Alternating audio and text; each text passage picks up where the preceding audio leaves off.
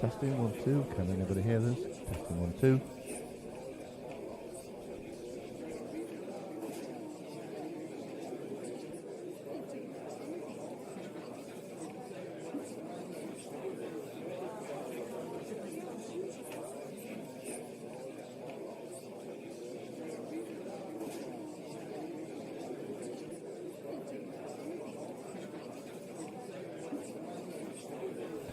Testing, 1, 2. Testing, 1, 2.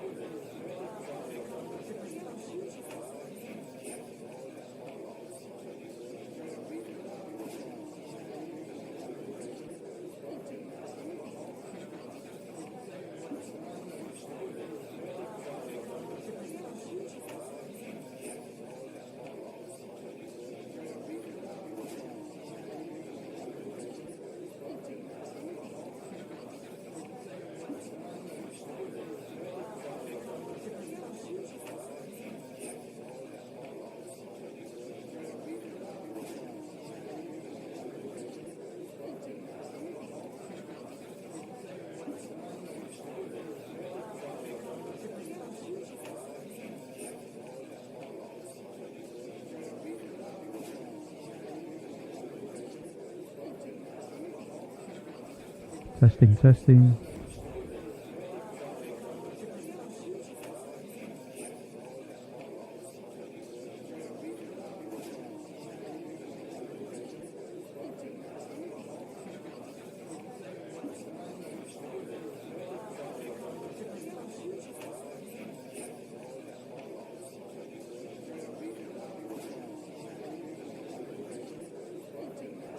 One, two.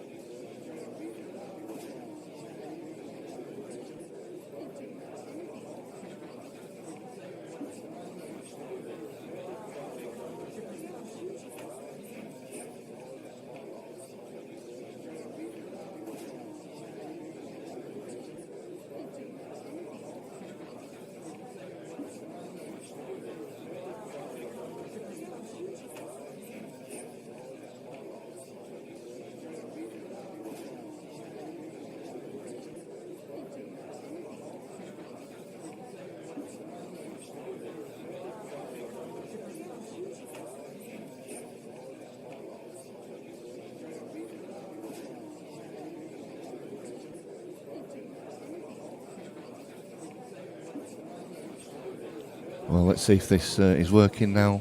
If anybody's out there listening, just give us a shout and let us know if it's coming through or not.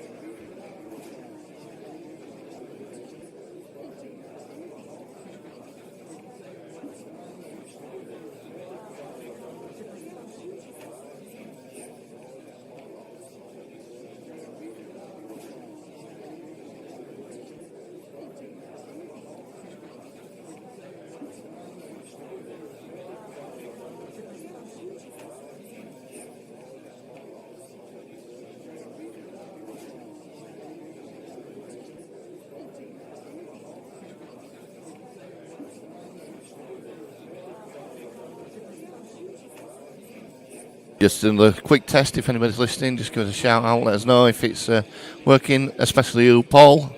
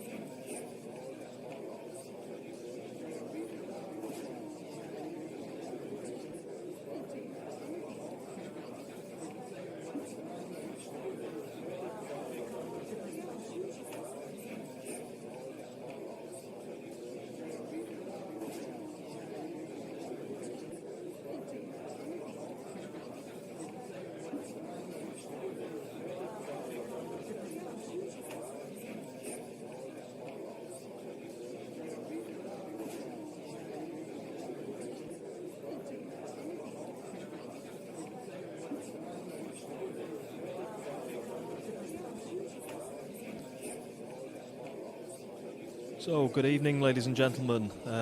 Eventually, we've sorted some of our technical issues out and we've now got sound. So, you've got initial commentary from myself, Nick Calveri, and Captain Mark Buck. Good evening, Mark. Evening, Nick. Standing in for the other Buck tonight, Paul, who unfortunately is lying in bed with COVID. So get well soon, bro, as the saying goes. Apologies for the start tonight for the commentary. Few technical hitches, and all the stream team are away tonight, so hence you've got myself, Nick, and we do believe we've got a potential special guest commentary coming tonight from none other than Mr. Chris Mellin. So hopefully he'll be with us shortly. Yeah, give a little bit more of a pool insight than you or I will be doing. A bit rusty, not just in commentating, but pool in general. Not picked a cue up for about 18 months. I don't know about yourself. Just the 2 year now, I think. They say you never lose it in your head, but well, if you've never had it like us two. Yeah, we'll keep going. We'll keep trying. So I think the start of this match, honours even so far, Nick. 4 apiece. Lee will be, I think, really pleased with his start. Really, it's not been as fluent as anybody would have liked, I guess. But 4 frames each, he'd taken that at the start, I think. Yeah, absolutely. I was speaking to him early on in the match and sort of discussing his outlook on the frames and sort of playing it in best of 5s really in his mind, sort of trying to nick a 3-2 or just lose a 3-2 and just keep that lead going, certainly early doors, but absolutely 4 frames apiece at the moment. You're right, he would have taken that all day long. Seen a few dry breaks in I think 3 of the last 4 maybe have been dry, so it'll just be interesting now to see what Lee's break again, see if he can get a couple of balls down.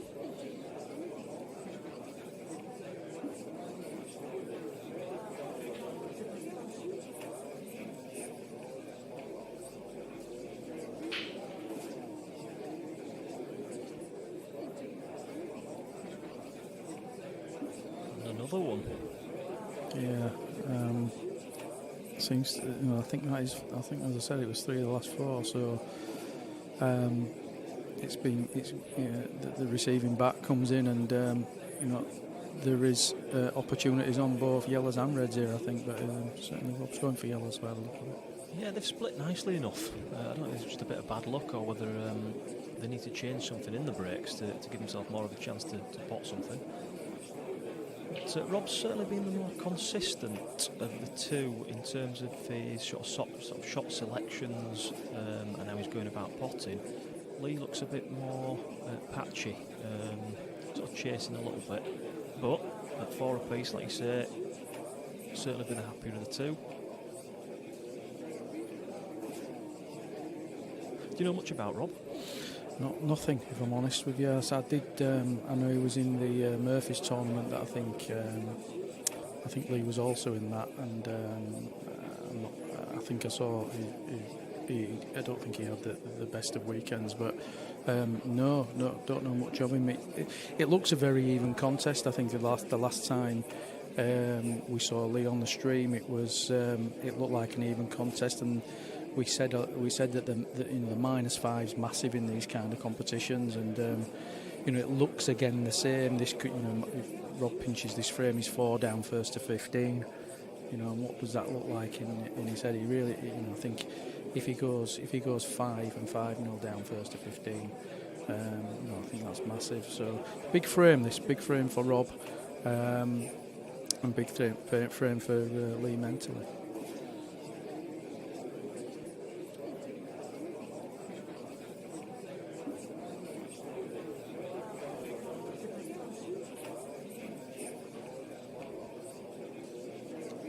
He's taking these out very nicely indeed. This will be a reverse dish if he gets them.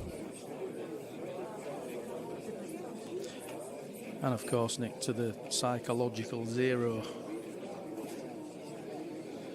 Taking him off minus, I think that's a big step as well. So Certainly doesn't look fazed by anything at the moment, doesn't Rob? Confident around the table.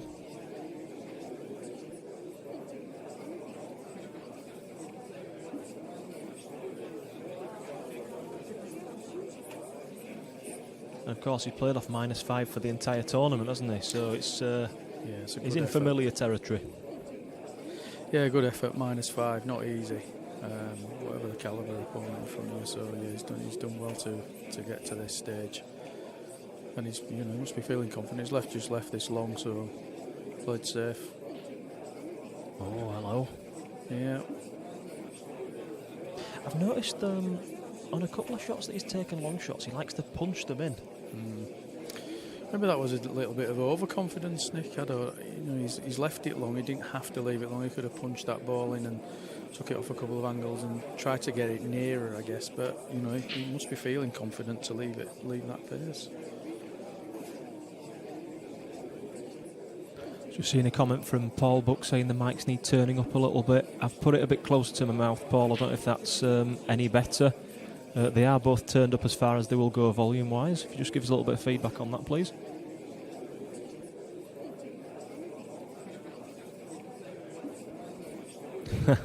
Leanne Buck with a nice comment there. Not exactly a surprising comment given the usual commentary teams, but thank you for the vote of confidence.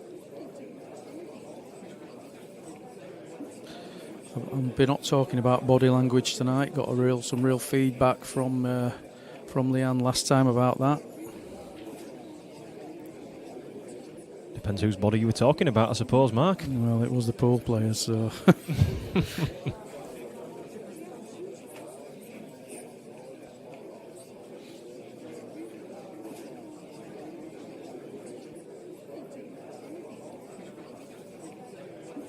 So a chance here for Lee. A chance I don't think he was expecting, if I'm honest, but just playing a little safety shot there. I think the red above the middle pocket near the black is problem ball there. That's why he probably put off from going for the game there. Can Rob just see a little angle of this, or is he playing off the top with some side?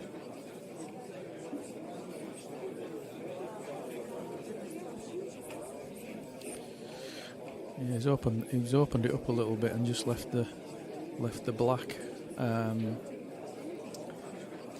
How aggressive do you think Lee's going to be here? Yeah, Is he going to take the red to the middle Yeah. and move the black off now? Or is he going to look to play something safe? Yeah, going to bring the other red off, I think. Sensible. It is a sensible shot, and he's not often playing those shots, let me tell you. But it is a good shot. Yeah, it can be quite gung-ho sometimes, can Lee, but it's nice to see him sort of taking a step back and thinking about it a little bit. Yeah, if he's in your team and you've a few quid on him as well, it can sometimes be frustrating, but he's played that sensibly, I guess.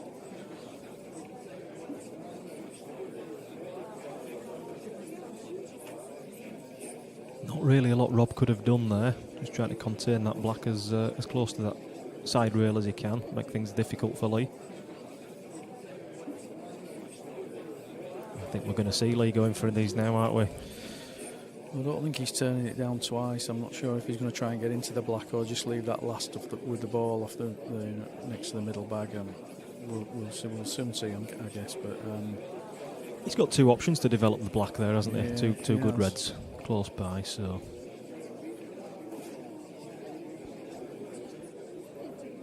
be a good mark as to how he's feeling at this stage in the match. How confident his arm is.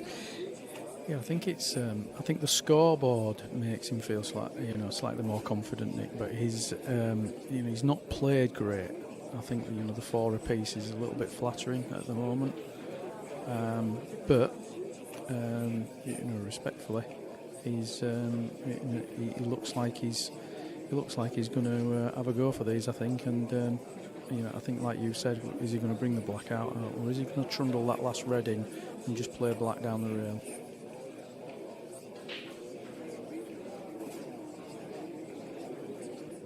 What would you do? Go for it? I'd move the black. I'd try and develop it.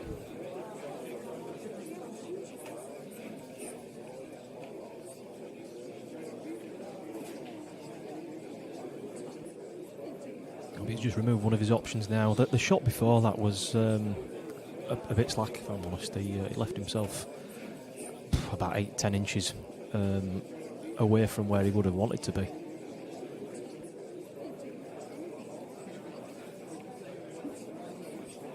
No, it's a tricky finish now. Could have been it could have been a bit easier, couldn't it? This, and certainly he's removed an option.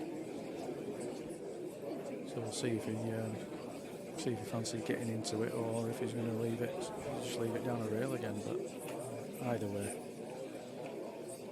just digging into this now. Yeah, He's gone a bit far.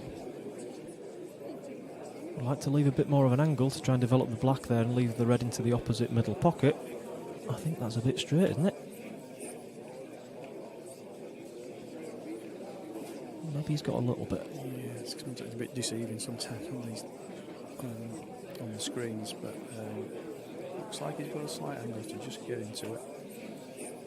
Needs it to kick right though, doesn't he, off that black? And An input from Harris there. He agrees with yourself, Mark, about leaving the black down the rail. yeah, I think the better players do that, Harris. If I'm honest, I don't think that would have been a problem to, the better players. You've got to trust yourself that you can bang a ball in down the rail, or you would have you'd have just had to roll it down the rail and in.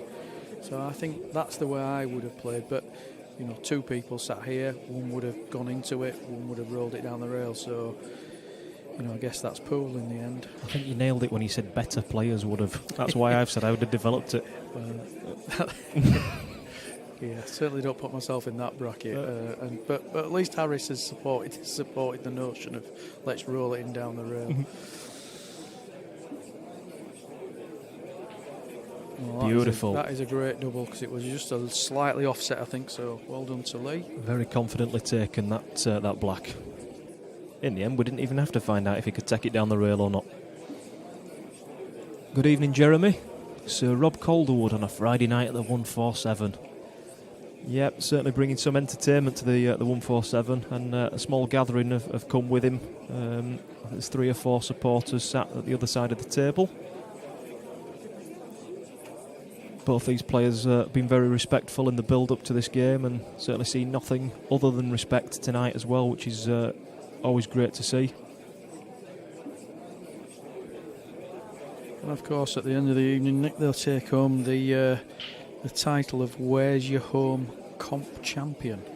Yeah, I like the format. Obviously it's come about in sort of the aftermath of COVID, or sort of restrictions being lifted and what have you. But I like the format there, that you get drawn out and then play at the home venue, the first person drawn out. It's a bit of a novel idea, and of course it gets a bit of action at various venues across Yorkshire, which is great support for businesses that would have been affected throughout the last sort of 18 months, 2 years. Absolutely, and as this one finishes, I think there is talk. I've not seen any other further, but I think there is talk of a second one starting. Yes, they've already advertised it. I think they've had, I don't know, they might have even filled it by now.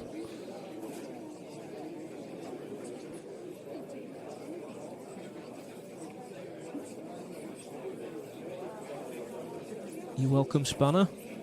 Thank you for your viewing and for your comments this evening.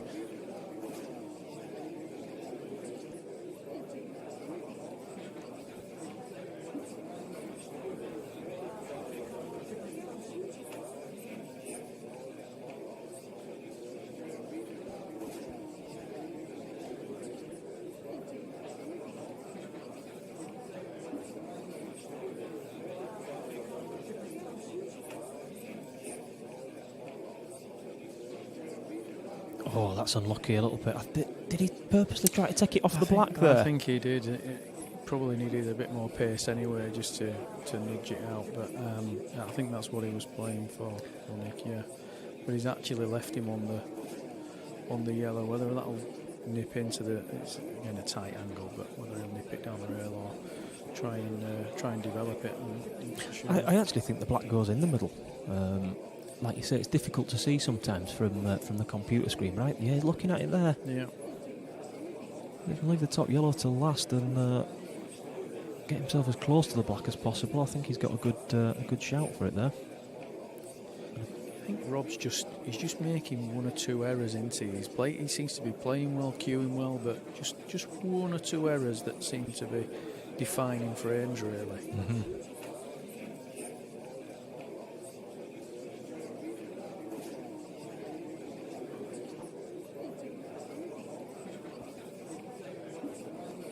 Yeah, now Lee's got to 5 before Rob's got to 0 as well, which is another big sort of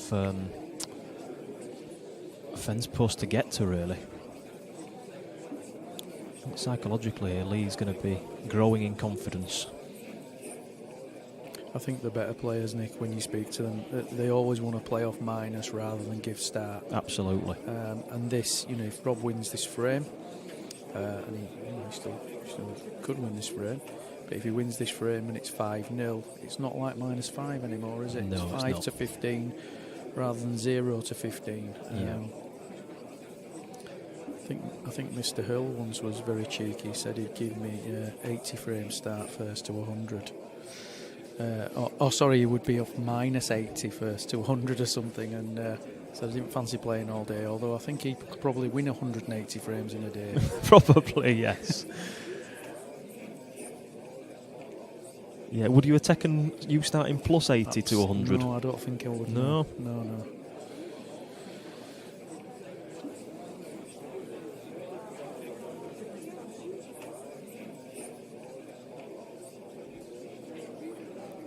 That's a nice little shot if you can... Yeah, he's left himself okay just there. Thought he might be drifting a bit too close to that red and leave himself hampered, but he's fine. And he's fancied this black, hasn't he? He's had a look a couple of times and sized it up, so I think he does think it goes in. Preference for leaving your white higher than lower for myself here.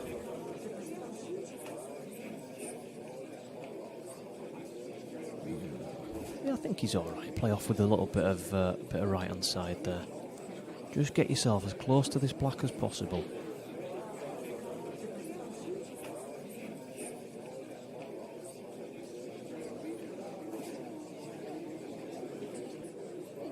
Wow, I did not see that one coming. Looks like he's on double island again after the last one. So.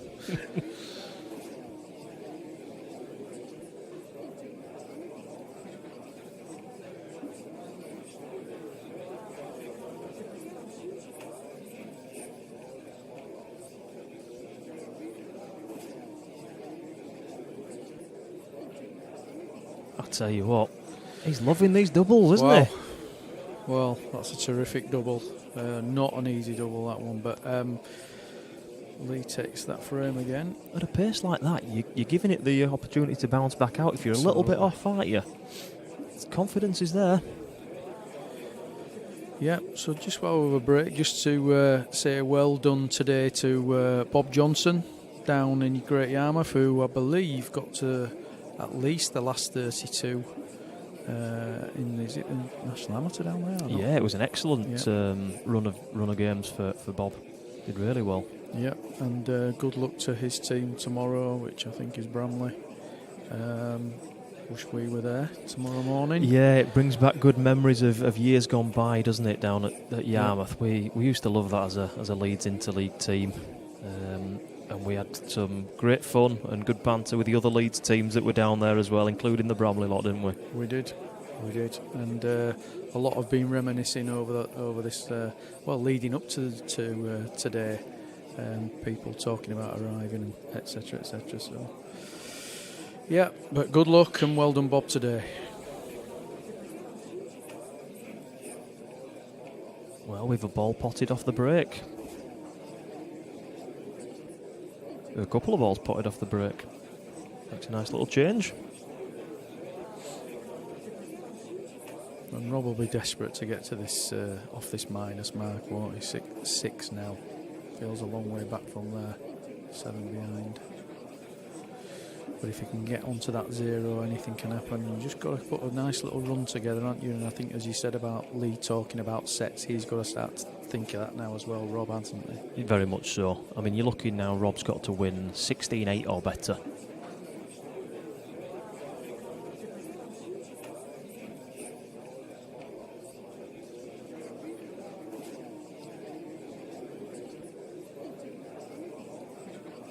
Well, even my rudimentary maths tell me that's 2 out of every 3 frames.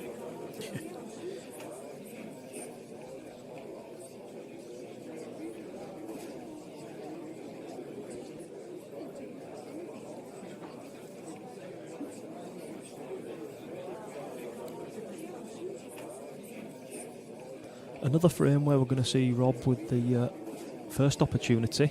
Like you were saying in the last one, he's just been a little bit of one shot here and there off the pace. See what he's like on this frame, because everything's there to be taken. Yeah.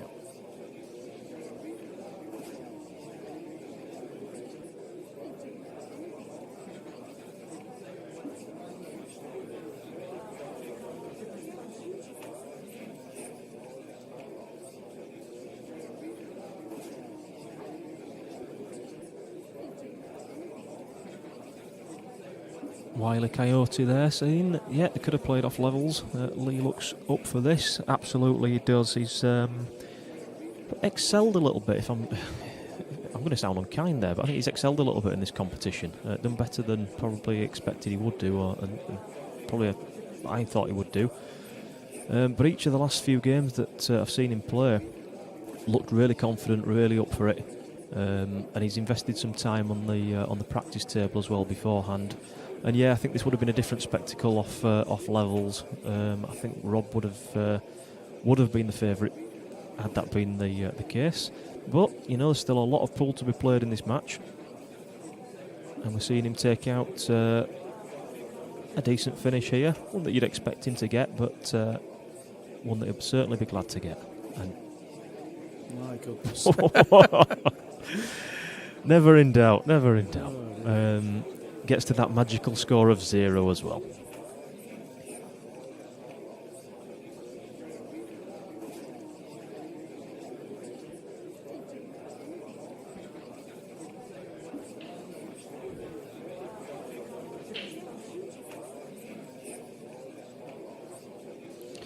Yeah, so the stream team, unfortunately, all got appointments, and of course we've got a busy day tomorrow, Nick. Top of the chops tomorrow here, I believe.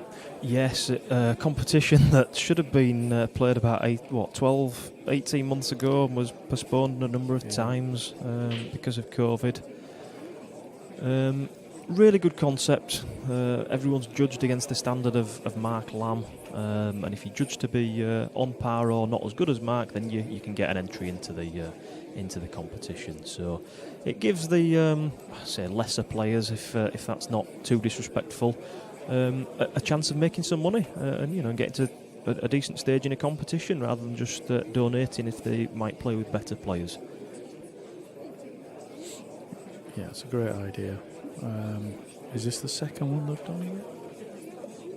Did they do one before? I think I'm not aware of one, but you might well be right. Yeah, it might be that it's been that long that I'm thinking it is the second one when the first one got cancelled.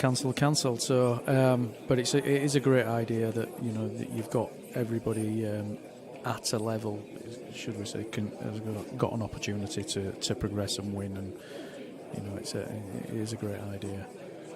I don't know if you've looked at the field tomorrow, but I have. I mean, there's quite a number of names that I don't recognise, but it's wide open. I think there's any number of, at least 8 or 10 players that could potentially win this. Not looked at the field, no, unfortunately, but I did see the list of names some time ago, and I thought, well, I think, there's no ringers in there, I don't think. There's not. There's 1 or 2, I guess what you'd class as favourites.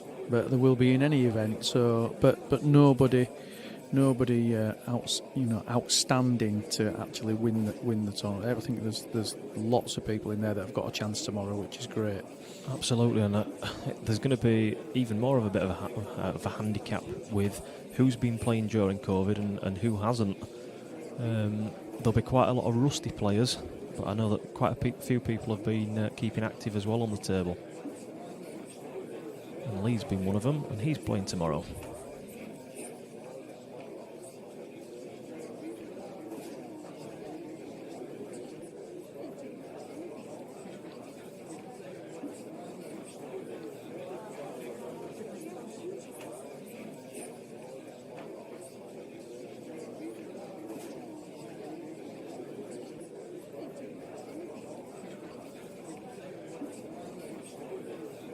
just slightly awkward here. Just not from this yellow to the yellow, just to the side of it. But yeah, I don't know. He's gonna punch this through. And can he drop it in dead weight and then take a clip to the middle pocket? Yeah, it's tight in there. It's very tight. But it looks the way to go, Nick. If he's got any sort of chance.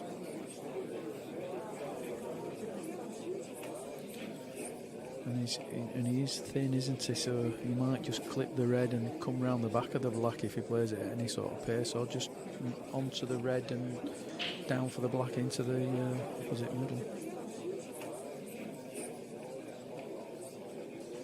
Yeah, is it thin? Too thin, isn't it? Yeah.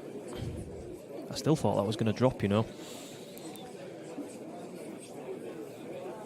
So, all the reds out in the open for Rob.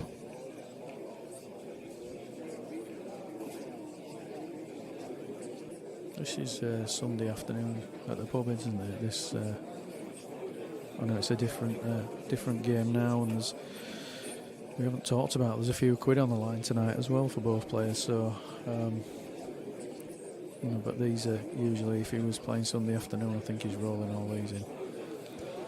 It's a fair point. We haven't discussed the money, and you know what? I don't even know how much the winner gets and the runner-up gets, with it not being our tournament. But with them having got to this stage, it was a very popular tournament. There's going to be a few quid in it for the winner. I think so, yeah. You're talking thousands rather than hundreds, I think. Well, there is the Calcutta that's been running alongside as well, isn't there? So that's definitely worth a few thousand. Yeah, that's what I was getting to, make it. I think that was well received as well, wasn't it? There was a lot of money put into it.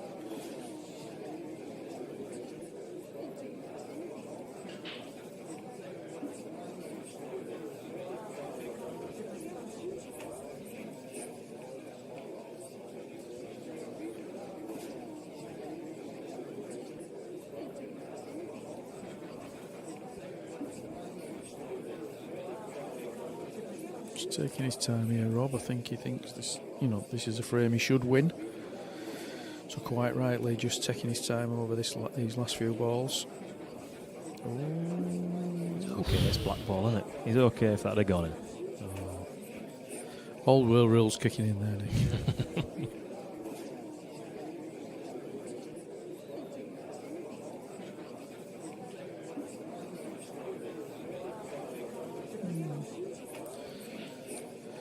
I think he's absolutely fine okay. there. Yeah. Got the top one round, last one into the middle pocket, and black into the bottom left as we're looking at it.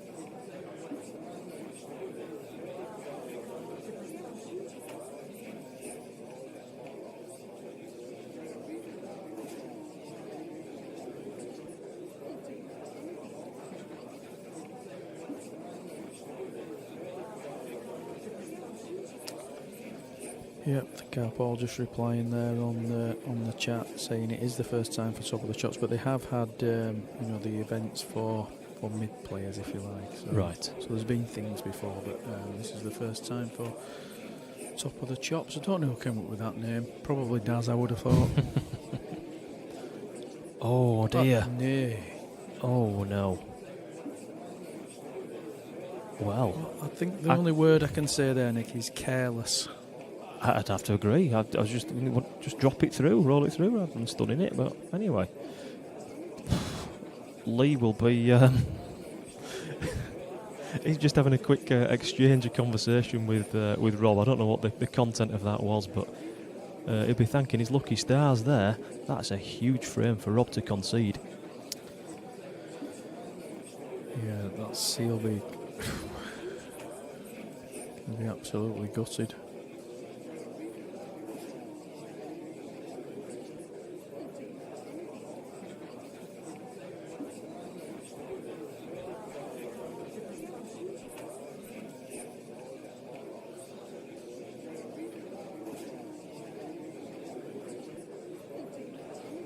Of course, for tomorrow's tournament, the Top of the Chops, I think we're going to give a big shout out to Bobby Patel, who's one of the competitors, and his restaurant, the Prashad, because they've put in some sponsorship money. They've topped up the prize pot which stands at just under £1,500 for tomorrow. And all prize money is paid out, I believe. Nothing's kept back. And like Paul says in the chat there is a plate event as well for the first round losers. So there's, it's a 64 player entry tomorrow, but, the first 32 out will still have something to play for. It's just great, isn't it, how the likes of Prashada are willing to put money into these pool tournaments. Pudsey's the 147 certainly getting a name for itself for the events prior to COVID, and it's great to see it kicking off again in style with some top sponsor. Very much so, very much so. Great venue here. Everybody who comes here can't speak highly enough of the place. Some great tournaments. But all the venues around sort of West Yorkshire seem to support each other in terms of their events as well, which is nice to see. So Lee on reds here.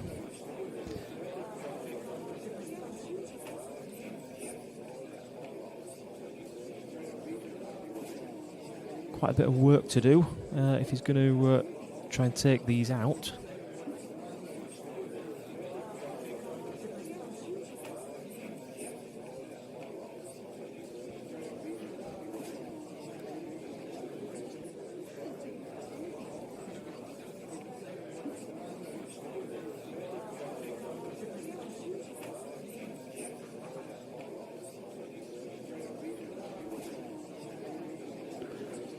A nice pot, but the queuing arm wasn't particularly fluid there.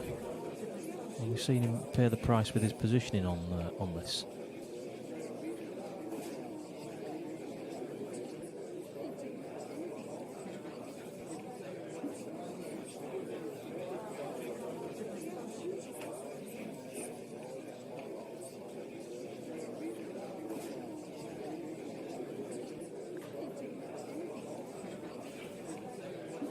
I saw earlier on the chat, Nick, Harris talking about the dulcet tones, I think, of Daz. Oh, yes. But he's back tomorrow, Harris. He's back tomorrow, don't you worry.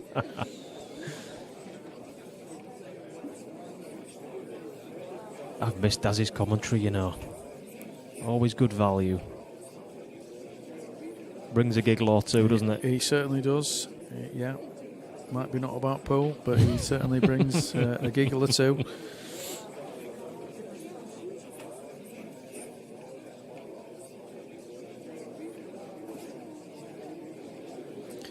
Rob needs to find something, I think, now. He needs to find a little bit of inspiration that can turn this game around a little bit. 7 zip, albeit obviously the -5 has come into it. Just needs something to give him a little bit of a lift. A nice clearance here, maybe.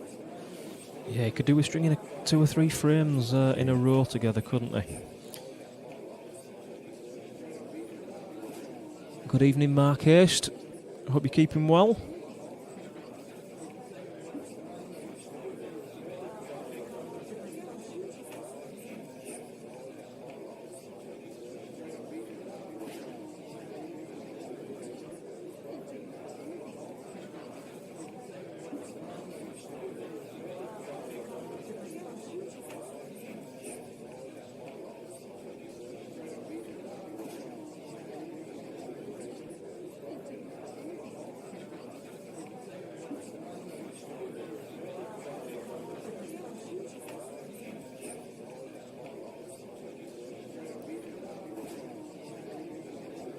Again, these yellows not looking the most straightforward at the moment. Yeah, I'm not quite sure that last shot what he was trying to play, if I'm honest. It was a bit of a nothing shot. No doubt he can pull a shot out here and get back on track. But that's a lovely shot. Yeah, nice shot. Nice and controlled. And good evening, Chris Brannan, as well. How are you, pal? Hope the DJing's going well.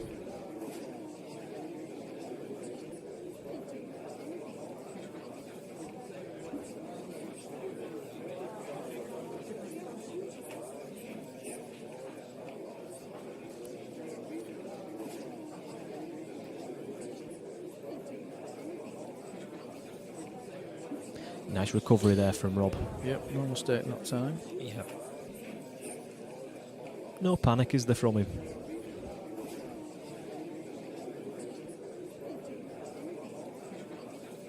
And Lee Mitchell, if it's the same Lee Mitchell I'm thinking of at HMRC, good evening to you.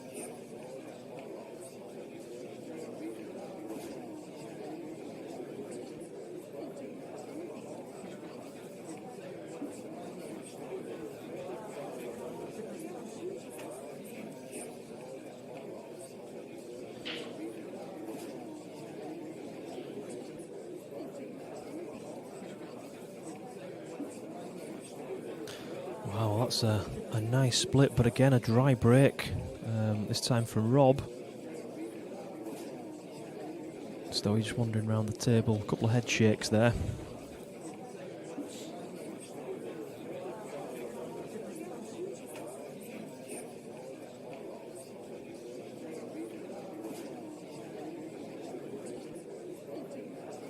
I think in the last game that Lee played in the semi-final, I think we talked about this flat spot, Nick, that he hits sometimes within his longer games, shall we say.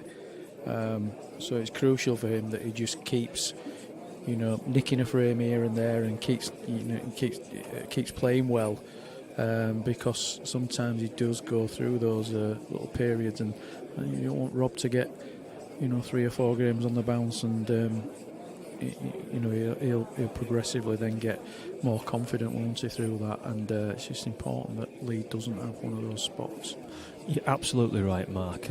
We did discuss last time about Lee's generally a very good starter in matches, but then does seem to fade into the middle sort of section.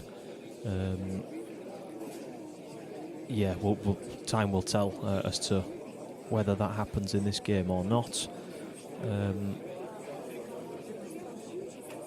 He's sensible, playing some sensible shots at the moment.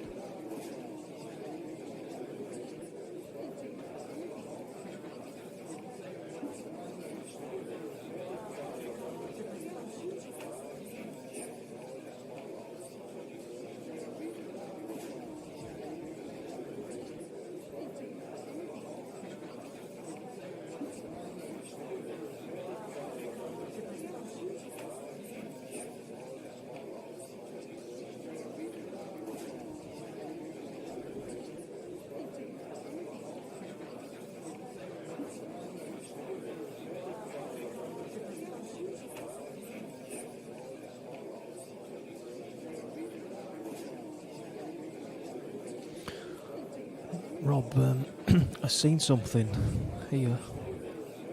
He took that first one quite quickly, quite confidently.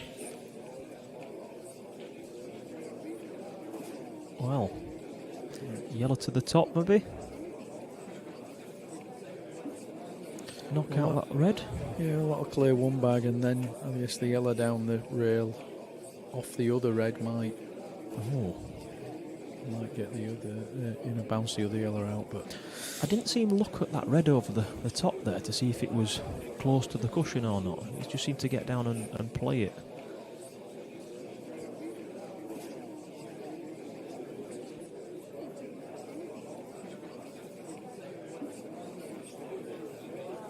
what do you think's the next big milestone for either player, Nick? What would you say? Is it Lee to get to double figures? Is it Rob to get to 5? What would you think if you were in either player's shoes? If I'm Lee, I want to get to 10 before Rob gets to 5. Yeah. If I'm Rob, ideally I'd just be looking to win the next couple of frames. How would you be looking at it from both sides? I think the same way. I think Lee gets to 10 before he gets to 5, and I think wow, that's a nice that's a nice bit of fortune. He did hold his hand up there, acknowledging his good grace. I don't think it's particularly I think I'd have held both hands up there, Nick. No, I'm one hand up. It's still not a guaranteed victory at this visit yet, though, is it? The bottom corner's looking a little bit scrappy. I think sometimes when you get those pieces of fortune, you feel obliged to then take advantage of it and go for the game, when sometimes you don't have to. I mean, clearly in this he's got the red, the two reds with the yellow in the sandwiched in the middle, but And if he gets a lucky kick across for the red over to the other corner pocket, then potentially he's got it on again here, hasn't he? So I think he probably will go for these. But I do think when you get those pieces of luck, sometimes you think, oh, it's almost like you forced him into it by embarrassment. Yeah, no, I know exactly where you're coming from there.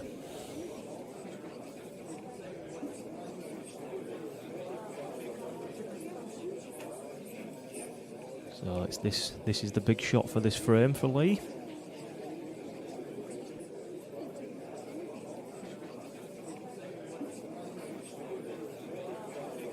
Yeah. Nice little kiss. Oh, he just wanted... Wow. I think we know where this white's going now, don't we? Yeah, he was unfortunate there, though. I think that was... it looked like game ball, but then the black's not set perfect, is it? The yellow just looks like it's covering the pocket. Yeah, I think you're right. I'm not sure Again, the black passes hard it. to see on these screens, but... He's got down quick again, Rob, here, hasn't he, to play this shot?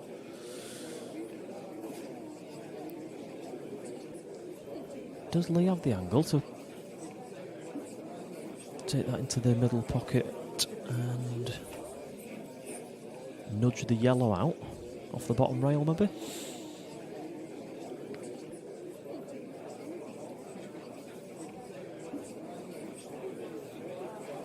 Well, he's all in, isn't he, if he goes for it? That's the... if he's going for the pot, he's got to be all in for the finish. Whether he can... He's going to try and clip in and get behind it. Just feather it and not move. Yeah. I'm not sure whether he tried to pot the red there or not, but it's... Well, take that, I think. All day long.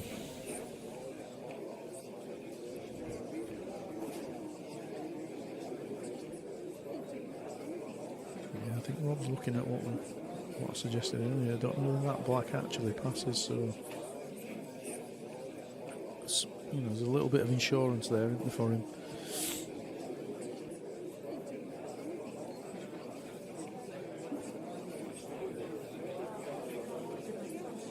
I'm guessing with that shot, he doesn't think the black does pass. No.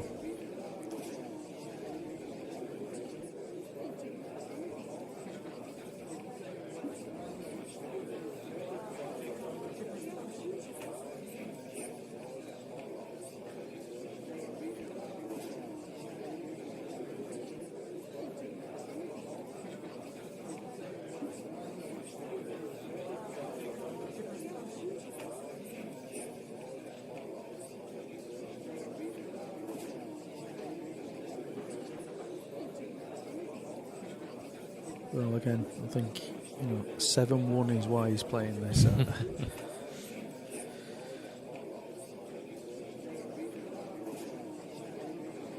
Yeah, a little knock on the table. He knows that was a bit of a rash shot. Yeah, it was really. I mean, he's moved the yellow out, I think, to try and somehow get the black into this corner bag, I think, which is fair enough, but you're asking the white to do a bit. You then got to get on the red. You've then got to get off the red.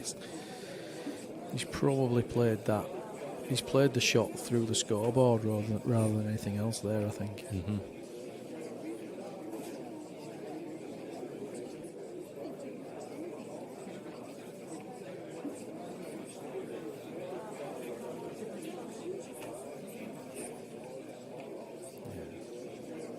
Looking more at his white than his pot there, wasn't he? He needs to just calm down a little bit here. 7-2. Back to all square on the night, aren't you? There, there? Yeah, exactly. Yeah.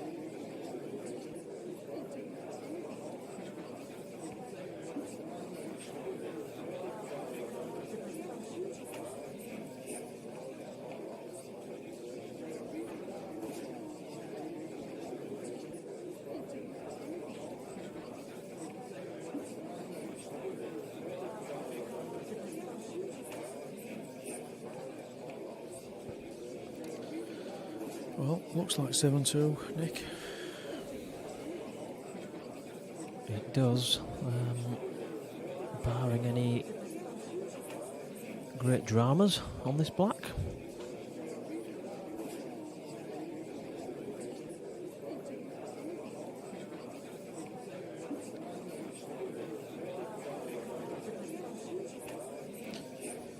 What's that? So, 7-2. So, back where we started, in effect. Levels on the night, as you've said. And I go back to what I said a good few frames ago. I think Lee would have taken that at the start, and I think he still would have done. Yeah, definitely. Definitely to have maintained his 5-frame lead this far into the match all day long, you'd be taking that. Just needs to avoid any more sort of rash shots, though, doesn't he? Yeah, I think that's absolutely crucial now. He just needs to get his head down, play the right shot at the right time, and if Rob if Rob reverse dishes or something like that, then fair enough. But make him earn a frame, don't be giving frames away. That felt, very much like he'd kind of give that frame away, really. Yeah. And is that another dry dish? It is another dry break. Dry break, yeah. Your Sammy's on the chat. Good evening, Sammy. Any chalk bags? Is that an in-joke? Yeah, I think the good wife is not. It's fair to say, happy about people with chalk pouches. Any particular reason for that? No idea, if I'm honest. But she saw one on the Ultimate Pull pairs the other night and said, "What on earth is that?" And then, in typical female fashion, said, "It's not even matching." It was a brown pouch on a black pair of trousers. So, absolutely criminal, Nick. That is a fashion faux pas.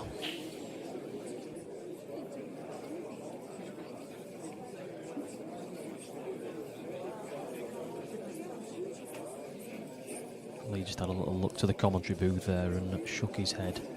He's getting a bit frustrated with the dry breaks that he's having.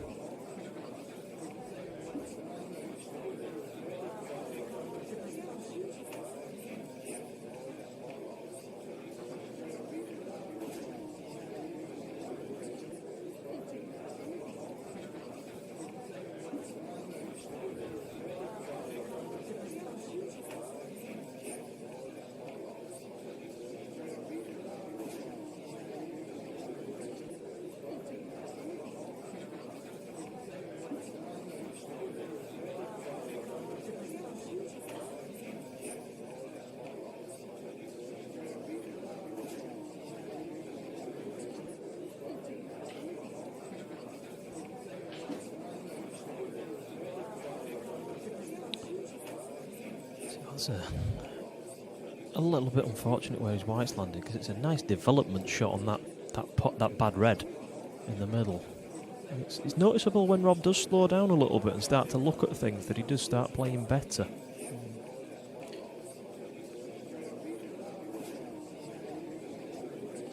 He's certainly aggressive, isn't he? These shots that he's been playing, he likes to go for them, and I think he's Lee is an aggressive player as well, but certainly tonight it seems that Rob looks to me like he fancies a dish from anywhere.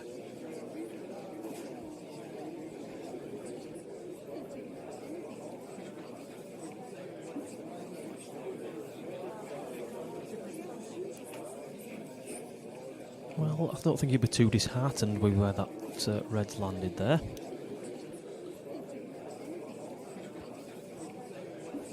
Sure, if the red at the side of the yellow, does that double that plant, do you think? Or my first thought was that it would. You'd have to get on the correct side of it, but I think it does go. But like you say, I've said a couple of times, it's difficult telling on this camera angle rather than when you're actually at the table.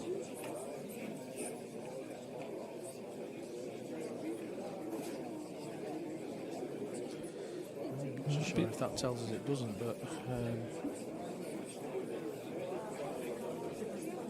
I guess we're going to find out. Yep.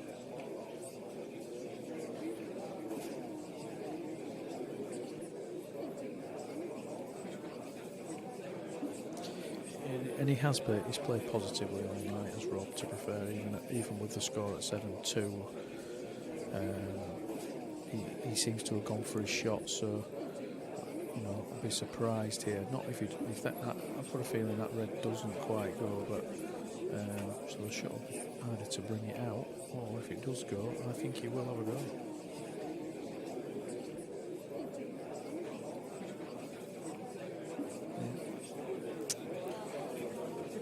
Very attacking, isn't he? Yeah. I think he'll still fancy it. I really do. I wouldn't be surprised to see him take the one over the pocket, if I'm honest. I think he goes in. I'll be taking this long down the rail, and if it goes all over.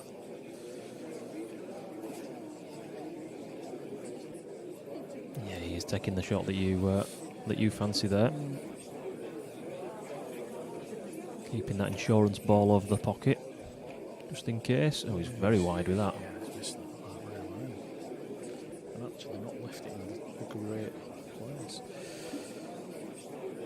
Yeah, not his best shot tonight, that one, Nick. No, that should have been certainly a lot over the pocket, if not in. Yeah, I just wonder here if, I know it's a bit adventurous, but the yellow that obviously is Lee's pour ball next to the red, whether he might have a thought of trying to double this back down the table over towards the bottom pocket where Rob's red is.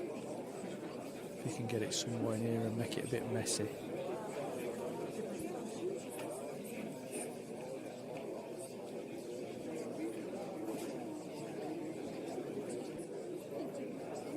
Obviously develop his worst ball at the same time.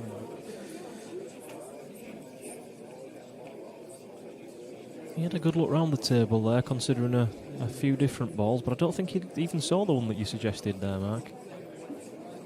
But it certainly would have been a good shot had he made it. Yeah, there was risk involved, obviously, but He's just going to put this one over the top pocket now. Or do you think he'll go for it? Do you think he fancies a skill shot later on in this frame? I watch the top players, Nick, and I think the skill shot is something that you see from the top players, and they make it look so easy. No disrespect to Lee, but I don't think he'll fancy the skill shot, if I'm honest. But you see some of these players do it, and you just make it look so easy, don't they? But it's not an easy shot. So I'm not so sure he will fancy it, but you never know. As we said, Lee's a very positive player, so that needs to run. That's just about spot on, I think. Made it a bit more difficult here for Rob.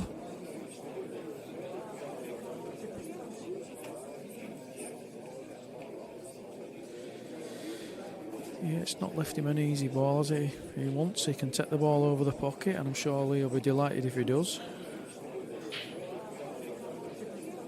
He's looking up the table. So he's not... gonna, I don't think he's ever taken the ball over the pocket, but what's he going to do here? Double it back?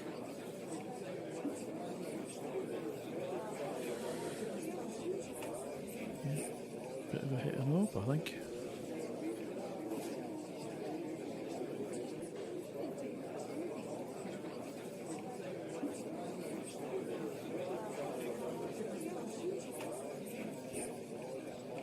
Not quite sure where Lee goes from here, if I'm honest.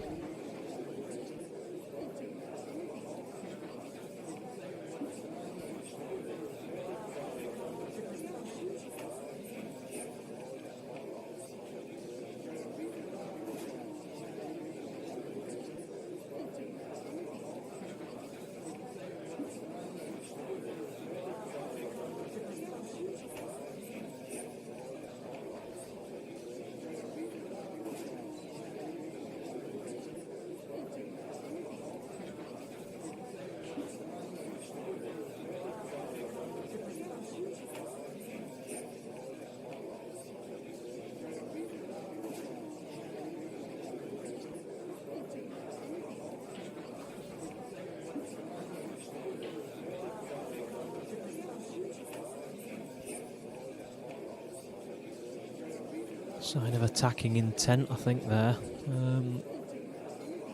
Still not sure the plan, whether he's going to try and come across to pop the red that's over the other pocket now off this one, or move the yellow, or try a bit of both. Oh, his white's fallen in as well. Well, you can't legislate for something like that. He's played a very attacking, very positive shot, developed his yellow and played the skill shot on the red, and the white's just followed it straight in. It must have been the amount of side that he's had on that has just dragged it into the pocket straight after the red.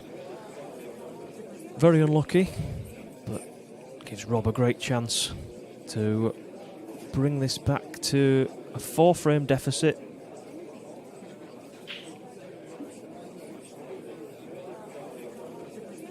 And that's exactly what's going to happen now.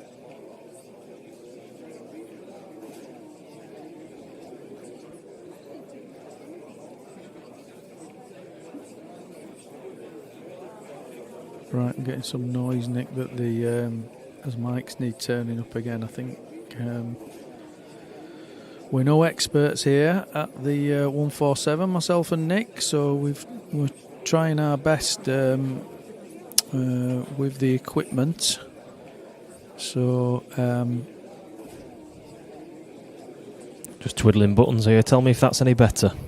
Yep, can we have some text message, WhatsApp or chat? It's certainly louder in my headphones. Yeah, it feels louder. It's running round my head.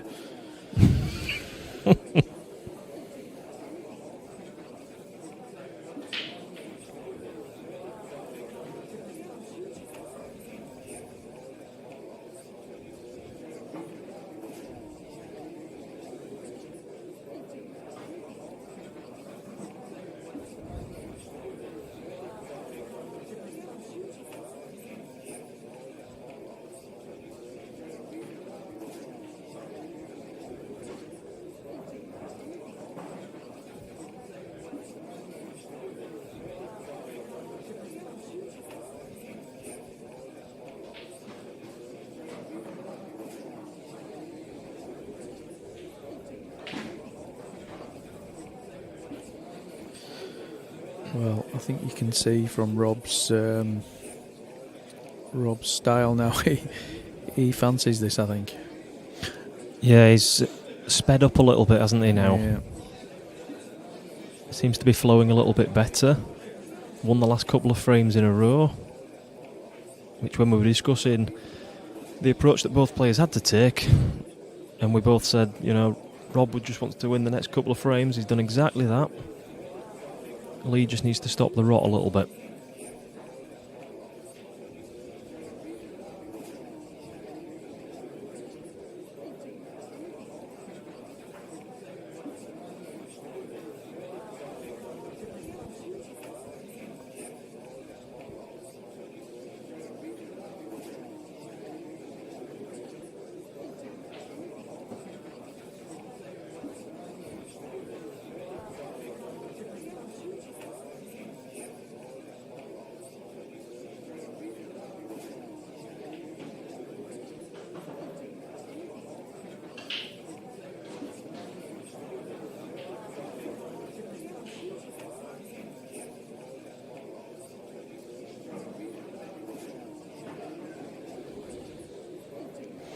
He looked at this a moment ago. Yellow off the bottom rail, off the red. I tell you, he's unlucky there. Looked to have played it nicely. Yeah, you can see he's got second prize, but actually he would have loved that to have dropped.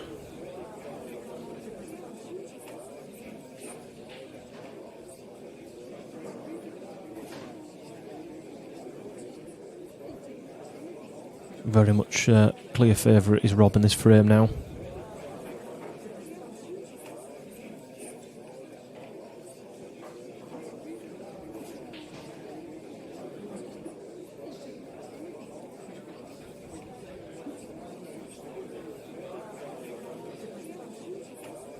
There's not even much safety-wise that Lee can contemplate playing. Well, very difficult position for Reds here.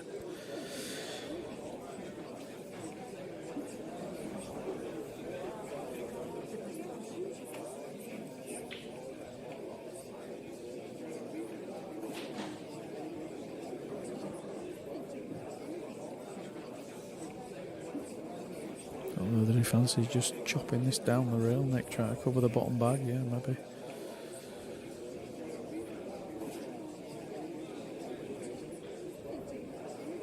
Overhit it, I think. No, he's got all right there. He's got all right. I thought he'd overplayed that a little bit. Just gives him a life, doesn't it? Just gives him a life. I mean, I think Rob will probably plan to just get this yellow out, but unless he thinks he can land on it, into the opposite corner, I don't know that it goes again. Yeah, Lee just playing for one more visit to the table, isn't he? That's exactly right. Yeah, he's just playing for a life, isn't he? So I think he'll. Well, that's a surprising shot. Thought he'd have brought that out, wouldn't you? I think he's given Lee another life. Well, I think Lee can see the two reds that are next to each other at the bottom of the table to maybe plant them with a bit of force and bring them both out here. And say, there you go, Rob. Yeah, make him have a go. Unless he wants to play this one and try and get down the table into these two reds and try and develop them. But I think I'm with you. I think he'd be trying to get these two reds away from that corner and say, right, you have a go. Or alternatively play this switch, I'm not quite sure. Trying to cover the pocket, obviously, but it messes it up a bit, but I suppose it's asking a question for Rob, isn't it? Do you want to play the plant and go for it?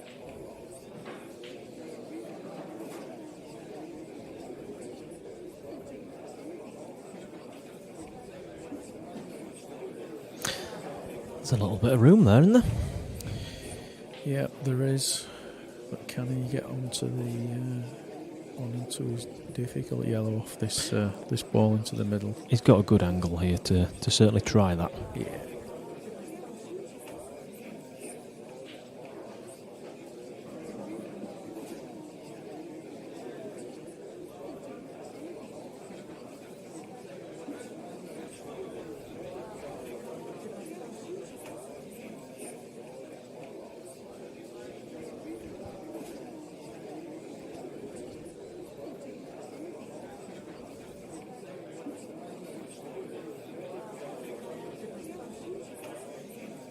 Taking his time, he knows the importance of this shot here.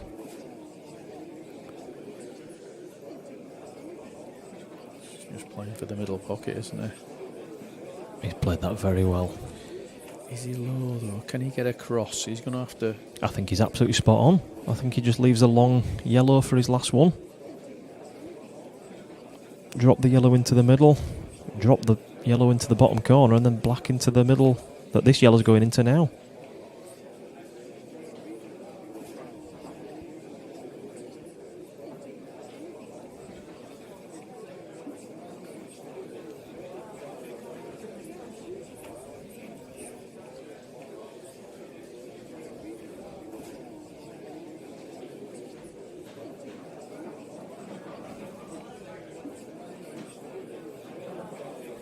Just like that, 7-4. A good run of games here for Rob. This match now becoming increasingly competitive. Well, we did talk about this flat spot, didn't we? I'm not so sure it's been a flat spot for him. I think Rob's just played very well. The last few frames he's taken out, two good finishes. So I think it's been more down to Rob's play rather than Lee hitting a flat spot. But we've got a game again. Yeah, I mean, Lee gifted him that frame, didn't he? When he was thinking he was 7-1 up, and then Rob's not looked back, has he? Like you say, played well, played some good pool, and just been steady and solid.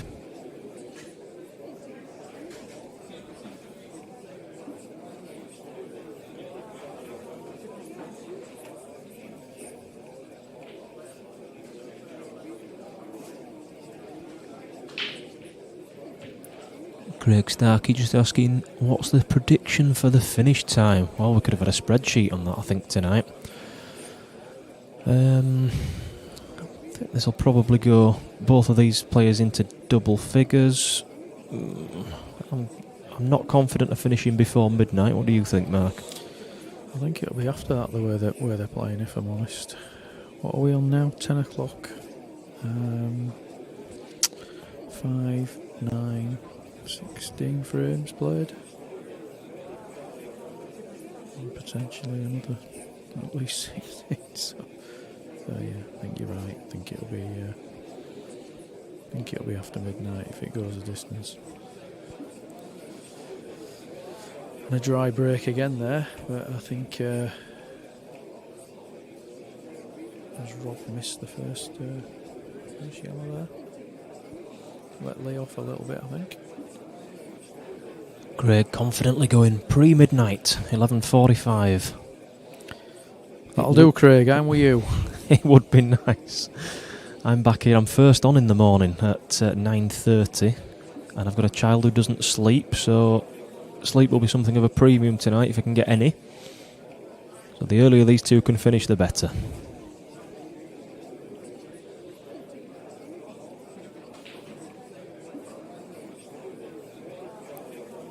That'll do for Lee. He'll be quite happy with the result of that pot.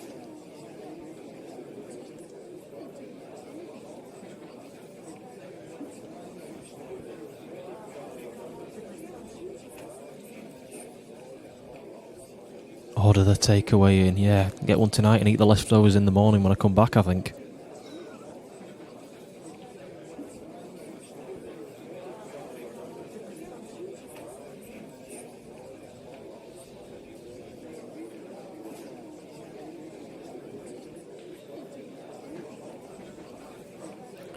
That's a nice little confident pot there, wasn't it, down the rail? Yeah. Didn't need to do much with a white ball, which helps. But good cueing. Just needs a little pick-me-up here, doesn't it, Lee? A nice little finish here to do him.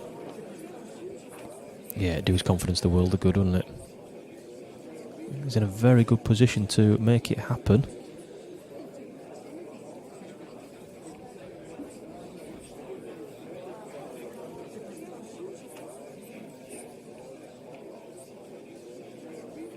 Oh, he's missed this.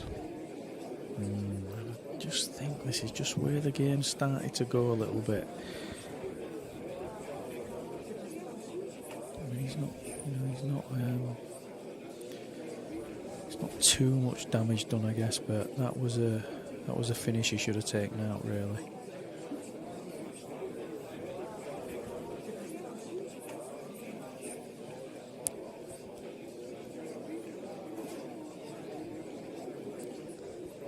He just gave a noticeable deep sigh when he came away from the table there.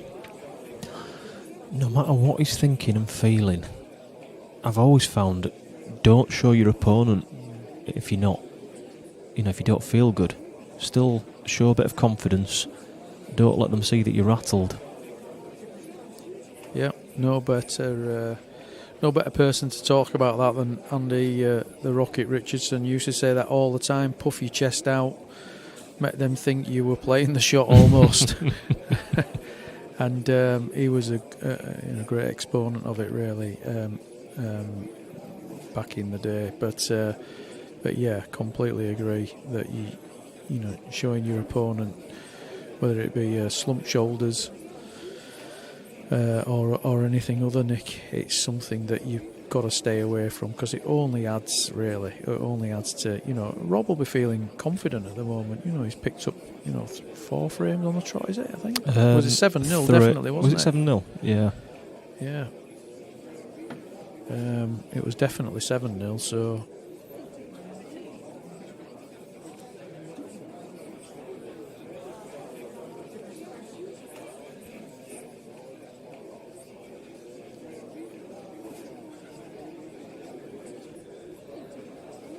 Yeah, he certainly hit the form at the right time as Rob in this match, and you don't want to be giving him any more confidence by negative body language.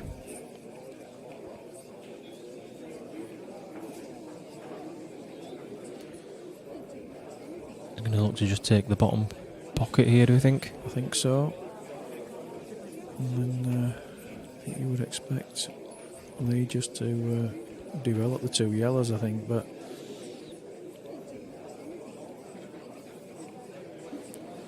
Maybe he doesn't have to. It's not as close as it should have been. No, I think he plays the plant and then the yellow across the rail into the red. He's probably going to open the pocket. This is a good opportunity for Lee, really, to stop the rot, as you say.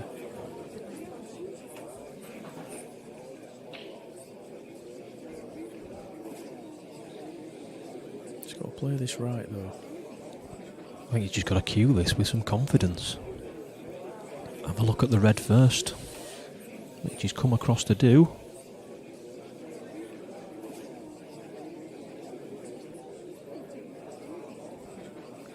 I can't remember who said it, but somebody said Lee's biggest strength is his confidence, and Lee's biggest weakness is his confidence. Yeah. Might have been a lamism, that one.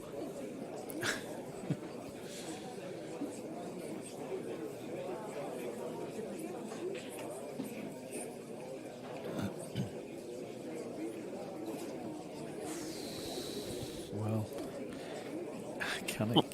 can he get it? If that's half an inch off the cushion, he's landed very fortunately, but I've got a feeling he's a bit too close there. And that could be very unlucky. That could be very unlucky then.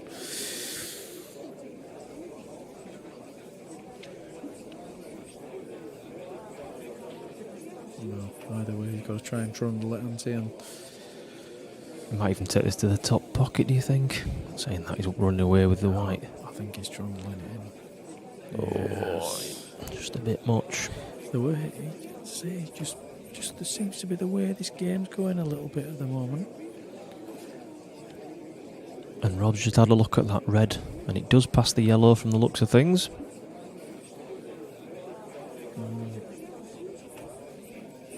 Another golden opportunity for Rob to get a frame on the board.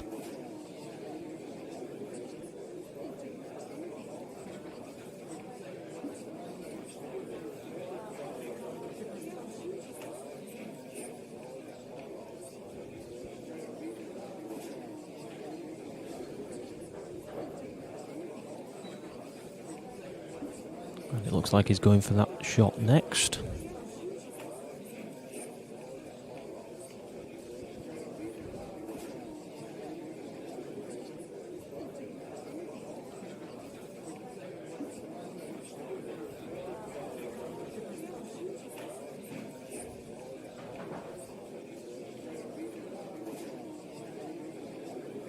Could have been a little nicer, but I think he's alright still here. Just pace off the next ball. I think this is the crucial shot. He's got a choice of two, hasn't he, to land on? Yeah, the pots are given, but I think the pace is the. And he's just gone too far. Slightly overhit, wasn't it? Yeah.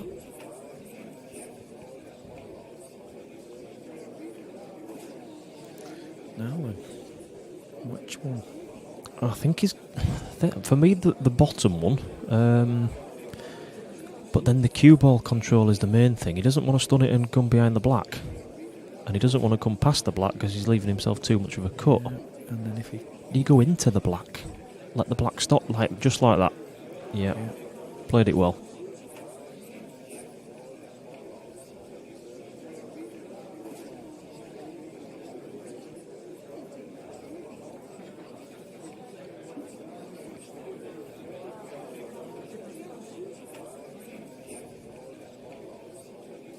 He could even screw this into the yellow.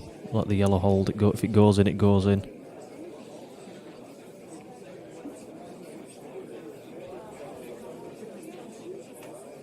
Oh dear. Oh dear. I was just going to say, Nick, it's okay if the red goes in. But I'm sorry, I assumed the red was a given. With Rob's confidence around the table at the moment. Maybe he did just take his eye off the pot. Do you know, he's picked that white up there, and I know he's played this shot, but then he could have.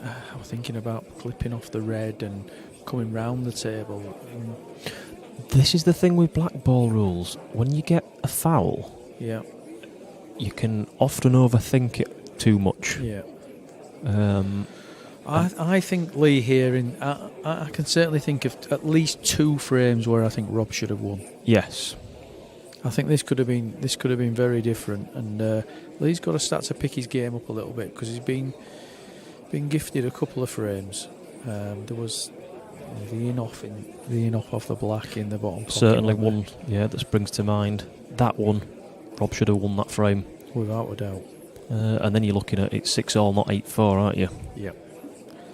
Well, I think the guys are having a break, so that'll mean we're having a comfort break as well. And Absolutely. We'll be back with you shortly.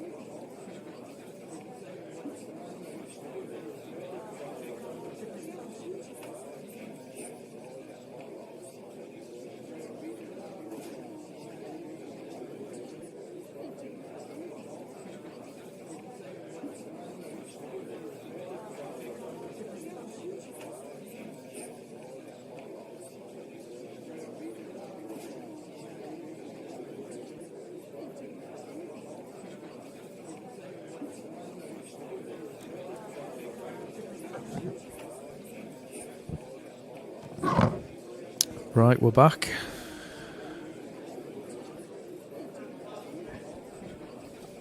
And Rob with a break and not dry.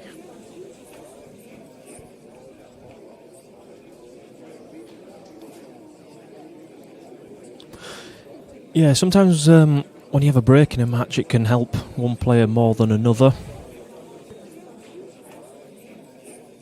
Rob possibly needed it after gifting Lee that last frame. He was in a good run of form before that.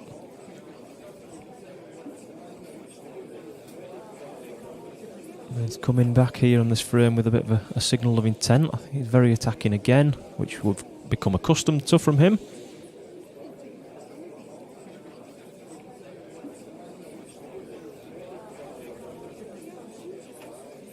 And we're just talking to Lee, weren't we, during that break? And there's a little bit of negativity in some of his thinking, which he needs to stamp out, really, doesn't he? Yeah, certainly doesn't think he's played well at all. We were quick to mention that, over the 16 frames or whatever it is that's been played so far, he basically 1-0 down. So, albeit he's been gifted at least 2 frames that we can remember. He needs to remain positive because the scoreboard is positive for him at 8-4. He's got 7 frames to go.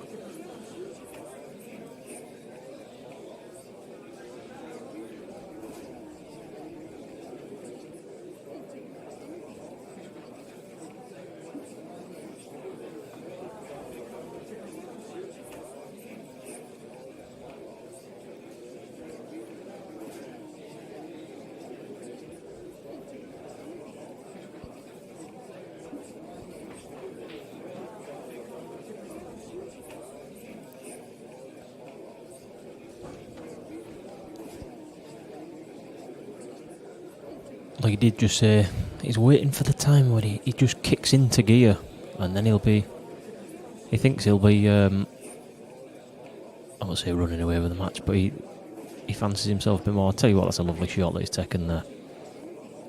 I think he's fell perfect as well. It's like he's got a shot across, which,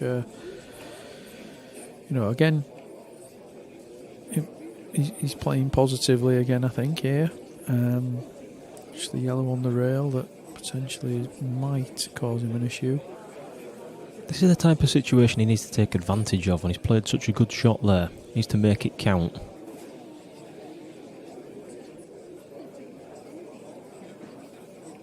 Well, that wiped its feet down about 3 inches down the rail. Yeah, it did. It looked like a 9-ball pocket then, if I'm honest. But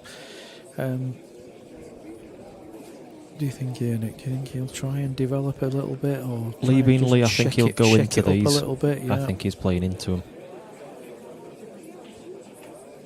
Yeah, it's a great shot. It turned out nice.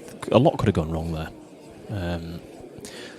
And when you see the better players play, sort of the more elite level players play, they don't make the cue ball do much work. No, that's right, Nick. You're right. And they don't play it as pacey. They just seem to be able to manipulate the balls, don't they? Yeah, they do. They just run out nice. They make it frustratingly easy, don't they? Yeah, it looks and you think, oh, they managed that, but what they don't do is just crash into the balls like, I suppose I don't want to say our level or Lee's level or Rob's level, but that's what they kind of do. They kind of know that the balls are going to split nicely for them without having to smash into them. Yeah.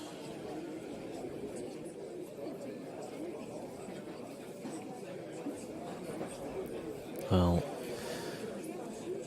that could have been nicer. Yeah, I thought he was going to just roll it in and just play land on the red and leave the yellow down into the same pocket, but he obviously saw something else. I don't know, does that yellow pass into the bottom pocket? It's again... I can't see that it does. I think I'd be taking the top yellow to the opposite corner pocket here and trying to hold a little bit. Again, not easy to hold though. He's punching it in, yeah. Yeah, he's lost his white ball a little bit there. But Well, possibly still got a cut down on the rail on that one. yeah, shot for the frame, but a very, very difficult one. And actually, the shot's not. There's no defensive shot in there, is there? It's either it's pot or nothing. You're all in, aren't you, on a pair of twos?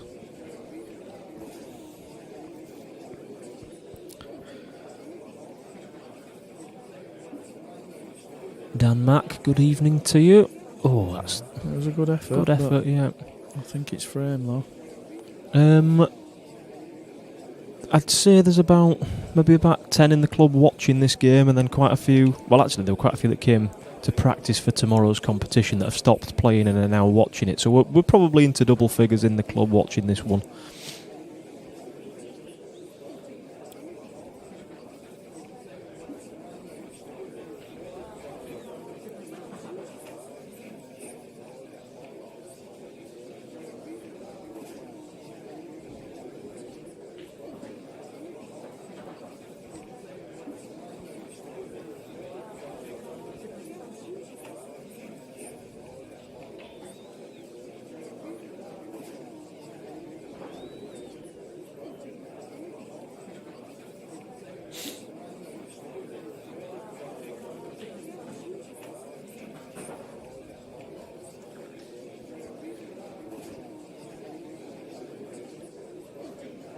It's Rob who draws first blood after that break, that mini break that they had there.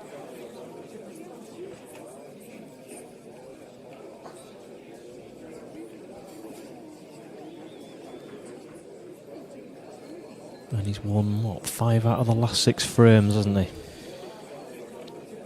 Yeah. Yeah, as a minimum, I think. Definitely 5 of the last 6, if not 6 of the last 7, I think. But he's certainly, and he I don't want to say through the last frame or the frame before away, but he should have won that one as well, really. Yeah. So, balls potted. Yeah, and he's getting the balls off the break as well, Rob.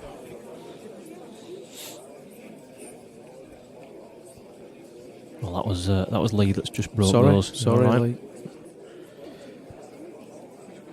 Again, a bit of work to do on either colour here. We're slightly favouring, well, definitely favouring reds over yellows here, to be fair.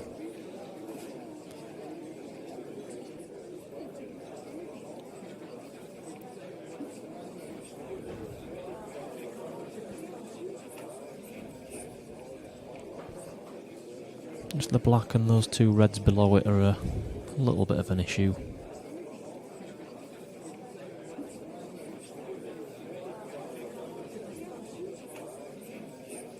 Probably take the lower of those 2 reds now, down the rail. What are your thoughts are at the moment? Yep. And try and just, screw your white back out a little bit. I think he'll just... I'm hoping that he's going to remain positive, Lee, in the way he plays. Just taking that outlier red then. Not a bad result. No.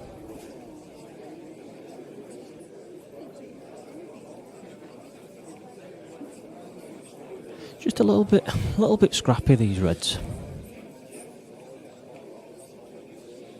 Yeah, there's nothing obvious, is there? Not.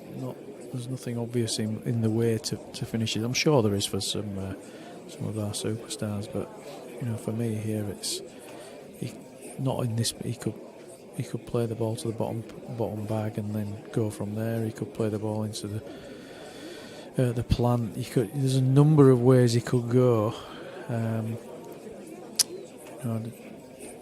Maybe the plant might have developed the black at the same time, and you might have even, he's played to cover the pocket. I don't think he has. I think he's played to pot it and just try and nick a bit of that bag and leave this one into the middle pocket here.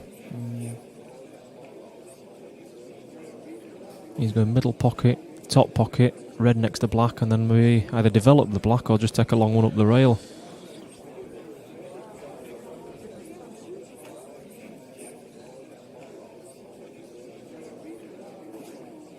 The problem with this is, every pot he takes is limiting himself to 1 ball next. And that's not his doing. It's just where the Reds have landed. But he's where he needs to be.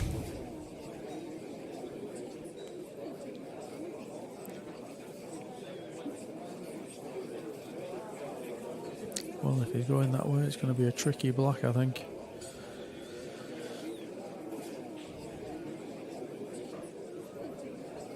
I think he's played that quite nicely. I think he's just going to nudge that black off the rail to try and take it to the middle pocket. Don't want to hit this too hard. Yeah, that's the issue. Is he could miss the pot, couldn't he? Just by putting a bit into it. Oh well, he's rejected to go for another double. We've seen him take a couple of these doubles earlier on in the match, didn't we? Again, this looks. It looks like he's got to play it with a bit of bottom, doesn't it? Straighten it up a bit. Straightforward one, but he's landed 2 already, so why wouldn't he go for the hat trick? Oh, he's got that all wrong. Yeah. Got the double kiss, didn't he? I think he's going to find himself in a world of pain for his next shot. Yeah.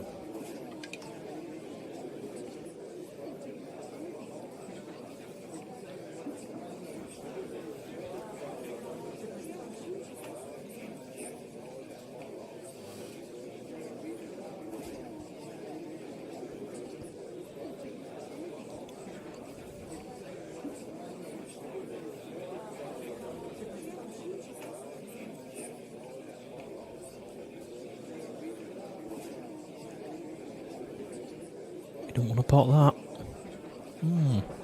Or maybe he does. Maybe he's just trying to leave Lee a bit tighter on this yellow from this shot than he would have otherwise been. Just stun this one. Well, I'll tell you what. Well, if he's going for these, Nick, this is... I mean, we've talked about him being aggressive, but this is incredible. I mean, I suppose he may have looked at that as a shot to nothing. Maybe this is a shot to nothing, maybe the next one's a shot to nothing, I'm not quite sure, but I mean, this is I mean, if he gets these, then hats off. Well, I'm thinking if I'm Lee when I've just played that black, I'm coming back to the table. Albeit you're going to be stuck in a safety shot. But now I'm not sure he is going back to the table. As long as that yellow clips past the black, I think he's quite safe here.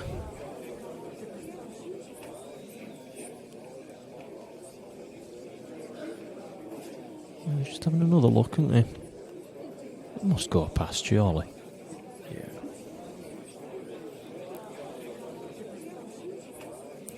Dead weight.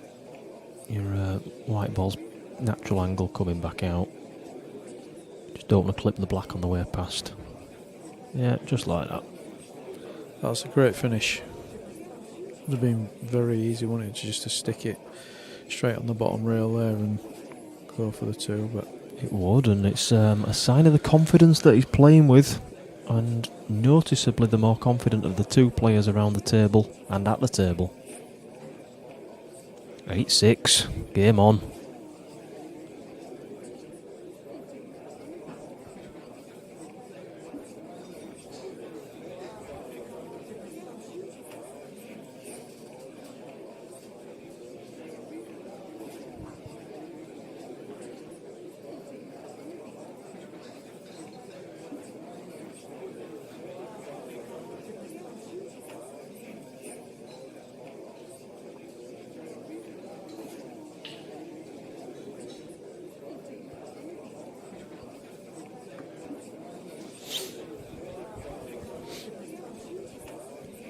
Eight-6, Rob to break.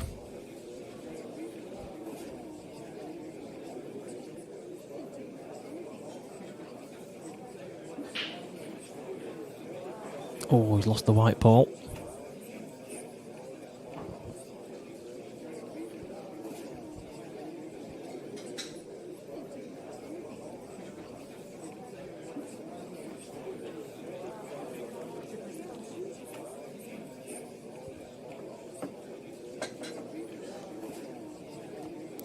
So with this being black ball rules, Mark, he's going to be looking at either developing a bad ball that he wants to be on, or putting a colour safe that he wants his opponent to be on.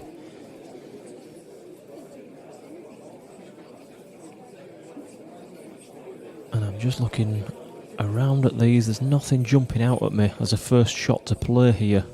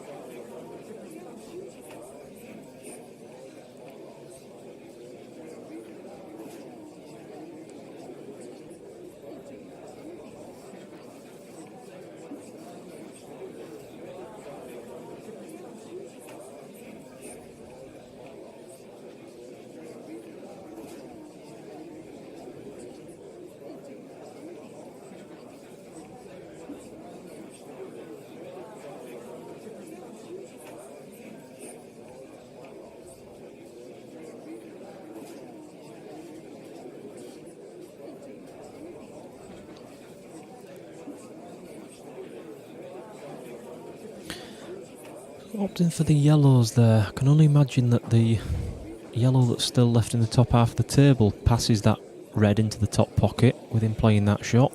Yeah, I think it does go, Nick. I think that's... he's gone for the sensible option. I think that does give him an opportunity to to finish from here, but again, it's the type of finish that maybe Rob's look more confident at turning out. So we'll just have to see, but that yellow in that cluster there. I'm just wondering if he tried to develop that then off that last ball. Yeah, he hit it with that pace, didn't he? To make you think he was doing that, but I mean, he can take the plant here, but his first yellow's running away then from the pocket. Difficult, very difficult.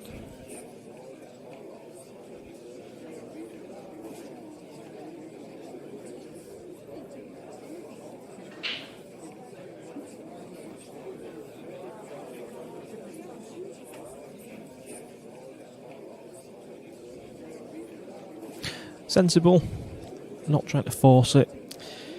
Yeah, and that's positive, I think, for Lee, that he's becoming under a bit of scoreboard pressure at the moment, and he's not forced it there, as he could have played a wild plant or a smash down the rail and try to get into the cluster, but I think we've seen that of him of old, really, haven't we, where he's sort of chased the game. Yeah. Not having a plan B, but seems to be trying a plan B this time.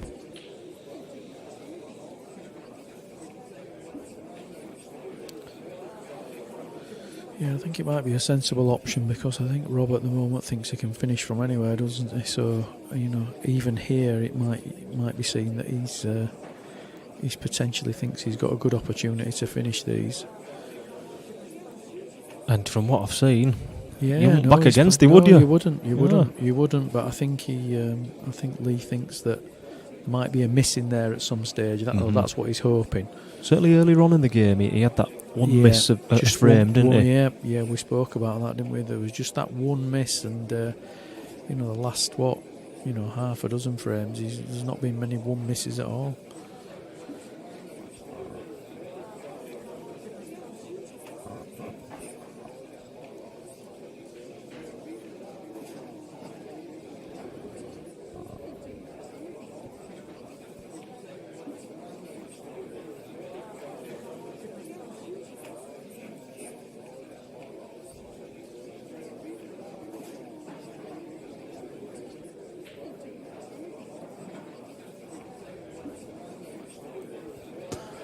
Is that young Sam Stowe cheering his dad on there?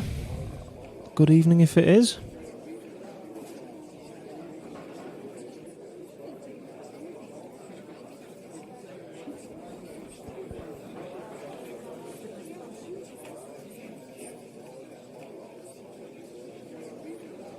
He's taking his time over this, Nick. He's been pretty brisk so far, hasn't he, Rob? But this is probably the longest he's taken over a shot that I think I can remember. Certainly in some time, anyway. Do you think that's the importance of where they are in the match now that's playing on his mind, that he doesn't want to get it wrong? Yeah, potentially, and I think he wants to keep on that roll, doesn't he? He don't want to, and a frame for Lee here might just stop that. Might just stop that roll. I'm surprised he took that red, and not the one in the middle of the cluster, because he was on it. He was on it, and it was difficult to get back on it. But he's obviously tried to develop them. And it's gone a little bit awry. He thought long and hard, didn't he, about that? It was he didn't fancy something. I'm not quite sure. I'm with you. I thought he would have taken the ball in the middle. So, but he's certainly still opportunity here to finish.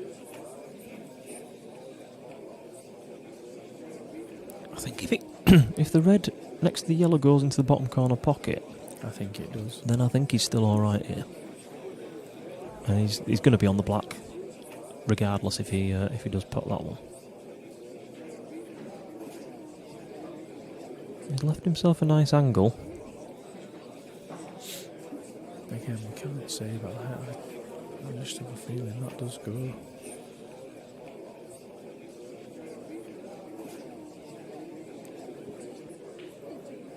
Yeah, still, I think he's perfect. Absolutely perfect, yeah. Don't need to do anything with the white ball here.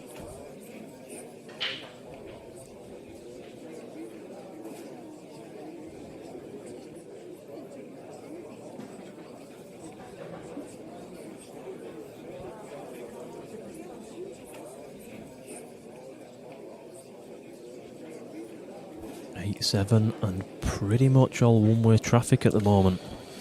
Yeah, worrying signs for Lee. I mean, the only positive at the moment is he's ahead on the scoreboard still, which if you'd have come in off the street and watched this the last 10 frames or so, you wouldn't quite believe the score. But just that -5 again, just has kept him in the game, hasn't it? Because as I say, certainly the last 10 frames, he's been lucky to win a couple of them as well. It could have been any sort of score. This, the positive, as you say, he's still in the game here.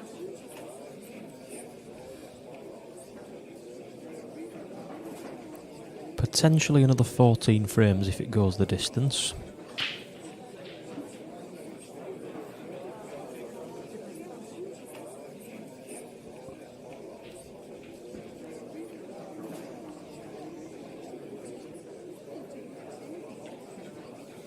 Couple of supportive comments there in the chat for Lee. Quite right, needs to get his head on, keep his chins up, which he's got a couple. Oh no, that was the old Stowe, wasn't it? More streamlined these days.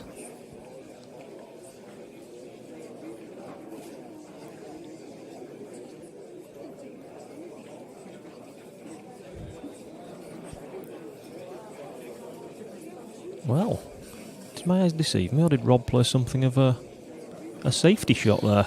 Some kind of containing shot, yeah. Albeit, I'm not sure that Lee's not going to fancy reds here and play something quite attacking for his first shot. I think that's quite right. He should do. He should play for this bottom pocket, try and get the other red out, and no reason why. With a little bit of luck, he's got a good opportunity. Because all the other reds on the table have got clear pockets.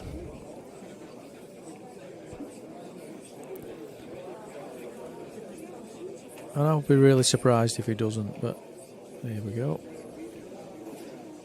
Well, maybe that's just a sign of what's happening, Nick, at the moment. Because I'm sure, I think we spoke about when he was it 7-1, 7-2, where he played just a rash shot of... it was 7-1 up. And that looked to me to be a far better opportunity at having a go for something than it did in that frame. Yeah. And he's turned it down, so... And that was sort of the turning point of this last 7 or 8 frames, wasn't it? Yeah. That one shot. Yeah.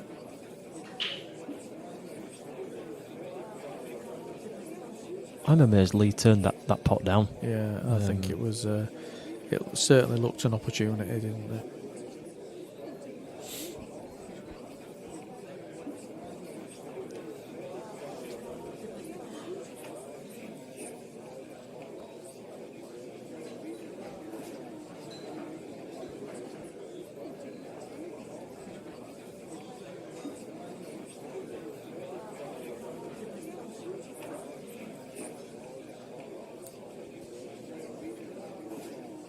Well, it's cagey. Nobody wants to give the first ball away. I don't think will be crucial in this frame. I think. This is probably the first safety exchange we've had in the match, isn't it? Well, the first few frames were a bit tight, weren't they? Certainly the first half a dozen frames probably, but a bit influence since then. But I think this is the first one for a while, mainly because Rob's not got in and dished. I think.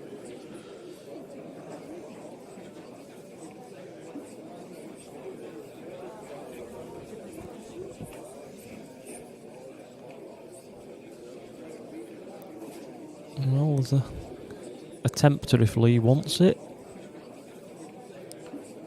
But this, it's not looking as good as it did a few shots ago. If he wants to start potting now. No, you won't be potting a ball now. Not if you've turned that one down early on. But here we go. Yeah.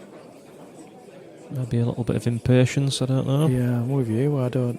That's it. Seemed a far better opportunity that he's turned down. No, he's probably gonna. He's got to go into it, hasn't he? Try and get into it here, and it was easier. It was easier 3 or 4 shots ago. He's pushing the yellow towards the other pocket. Yep.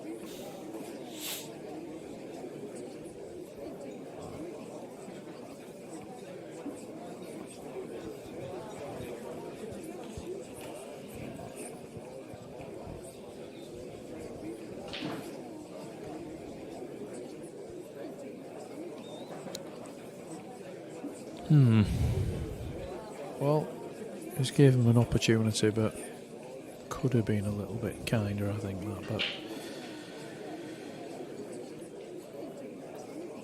I am a little bit worried for Lee in this frame, if I'm honest. I don't think the red passes the black into the bottom corner pocket. It's a tough clip along the top rail if he's taking that one. Does the red go to the middle on the opposite side of the table? If it does, where's his white going? He's taking the clip down across the top rail. Yeah. If he misses, all the yellows are open.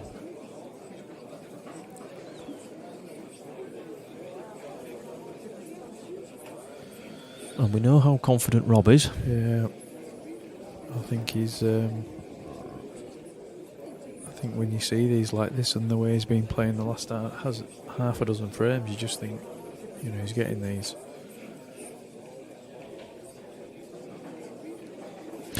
Yeah, I'm surprised he's taking this one first. Yeah.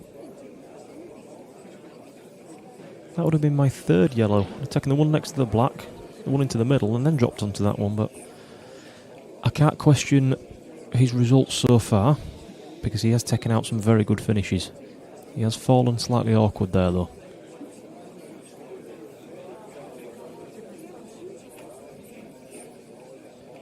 Well, I don't know who's coming onto the chat with some silly comments there. If you can tell, we're not Manchester United fans.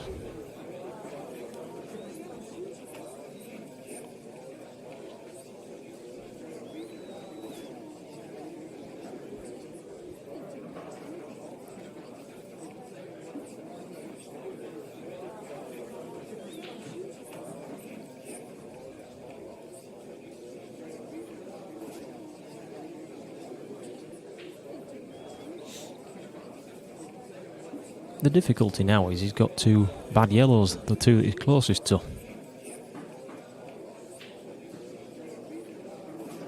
Again, though, a crucial shot, Nick, and he's taking his time, isn't he? Just like the last frame, he's not rushing into anything. Oh dear. Well, It's what Lee needed. He needs to capitalise on it, though, doesn't he? Yeah, he's got to make sure this first shot works for him, and he has to finish here. Otherwise, I do think if Rob gets this frame, I think we could see a sprint to the finish. Potentially, yeah. Yeah, I think he's got to look at putting one of Rob's yellows reasonably safe, but then landing on his next reds and just taking those out, because they're all in the open. On any other day, if he's in practice mode, he doesn't even think about this. I just wonder whether he might just take the red out. Yeah, I think he might just take this. Just planting the red down to the bottom corner.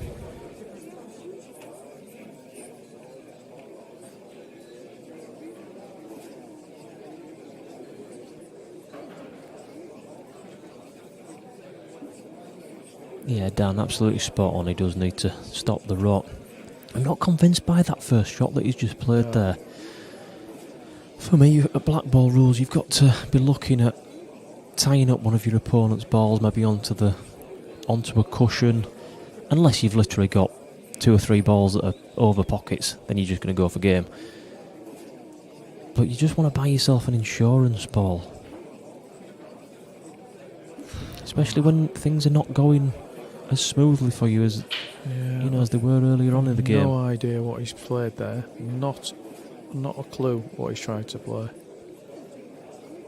I can only imagine he's tried to screw across a lot further to be nearer the ball that he's taking now.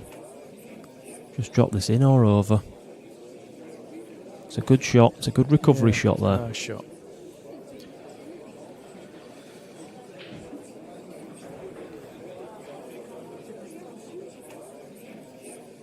Just needs to puff his chest out here and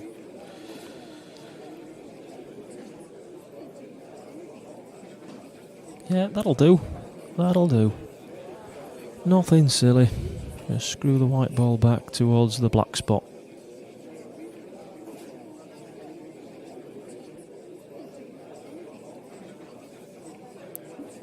See if there's any tension in his cueing arm here. Well, we'll see. Ooh. There you go. Wow. There you go. Commentator's curse. He's still got a clip on it, and the yellow is stopping the in off. You just got to make sure of the pot.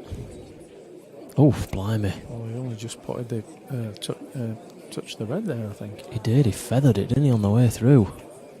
Yeah. Wow.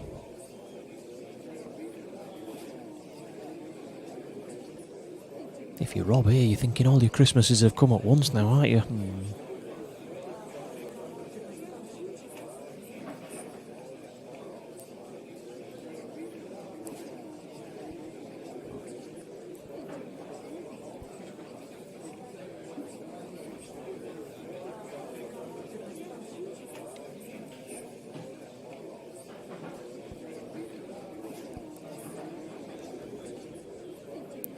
Left himself on the cushion there, hasn't he?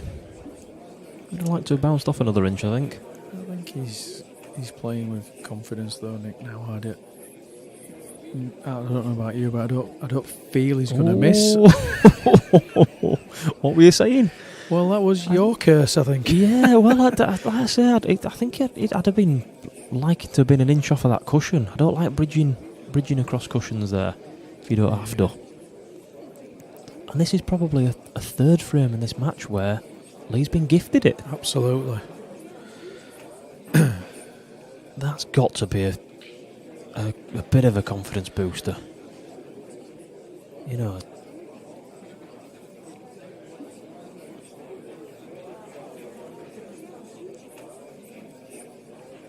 I think always in these games there is there always seems to be changes of events, don't they? And I think for Lee there, that's another piece of luck.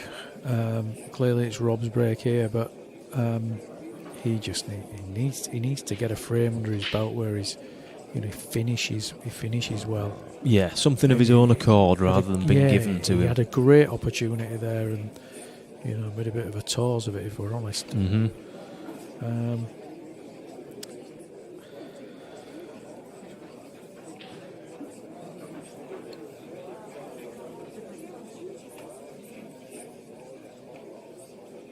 I think we both agree, if they keep playing the way they're playing, both of them, then I think Rob will end up the winner. I agree. Yeah. Yeah, I think across the match he's certainly been the better of the two. Looks more confident of the two. More consistent, isn't he? Yeah, without a doubt. I think early on Lee was taking advantage of just those, as we said, those one mistakes that he was making, but now he's not taking advantage, is he? He's missing. And he's returning those mistakes, yeah, isn't he, as well? A bit of a double whammy.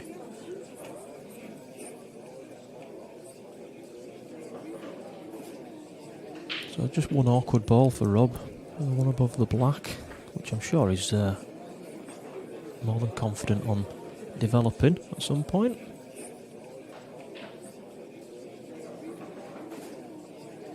Oh. I think he was going for. I think he was. I think he was going to cover the pocket. Yeah, just before he got down, I thought he was going for a clearance. Such has been his attacking intent throughout the match there. But again, I think a sensible shot.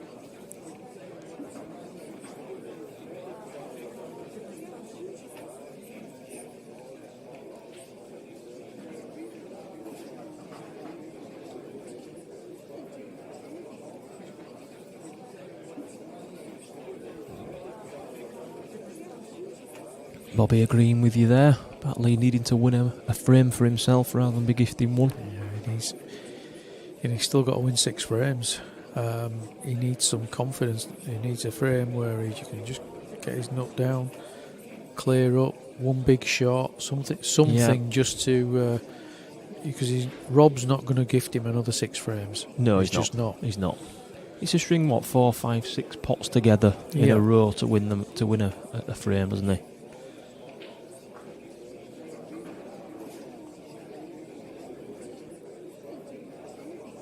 But Rob in the main just doing what he needs to do.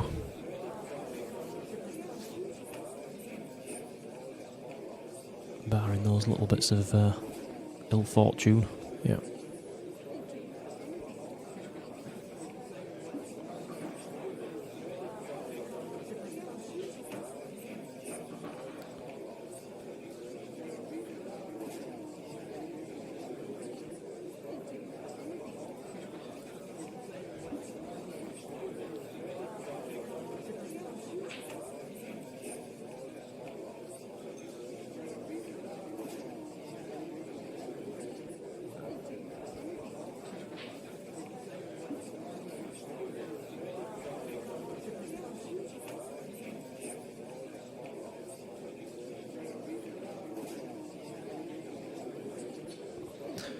Well, I don't think he wanted to... Well, actually, I could be wrong. He's put his yellow on the side rail, but then it does go down the rail towards the pocket he's already got control of. So I don't think he'll be too disappointed by that one.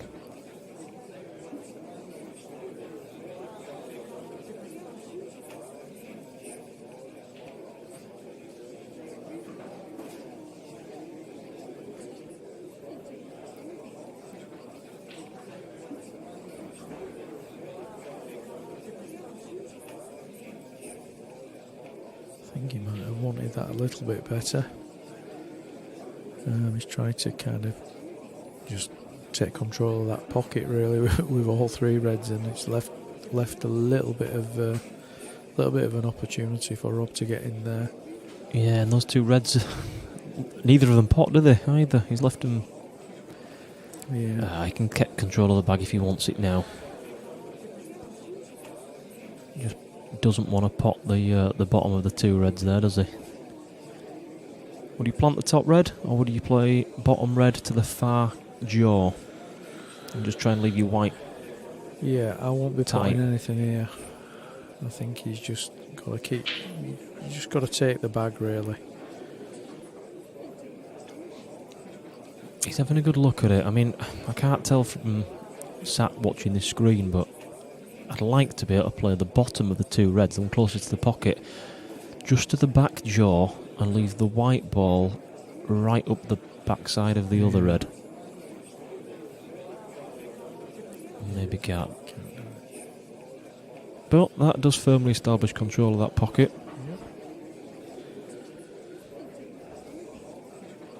I'm not sure about the gap down the yellow that's on the opposite pocket. I'm not sure about the gap to the side of it, but there is an opportunity for Lee to play the ball near the middle pocket, down the rail, into the yellow,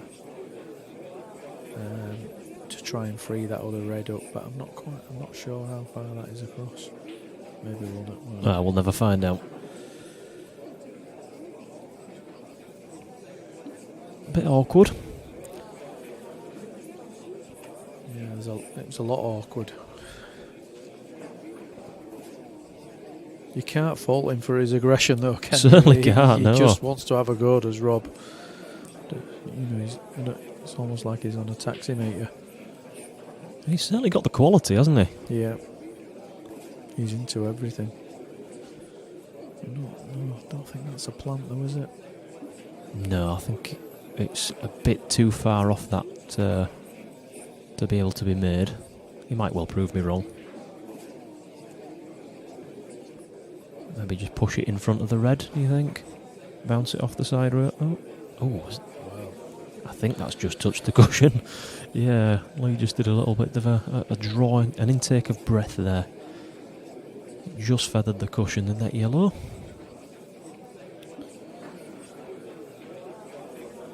Well, I think red's are favourites now, but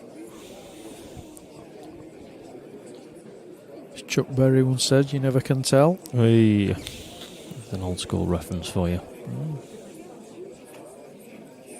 Can he clip this red across to the pocket that he controls without potting the yellow? It's a good shout.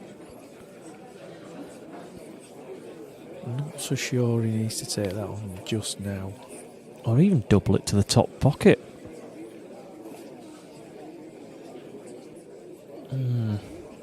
That's a nothing shot for me, Nick. Yeah, absolutely nothing. Why not get your bad ball out? Yeah, the shot you said, and now he's just going to take the two yellows off the cushion, and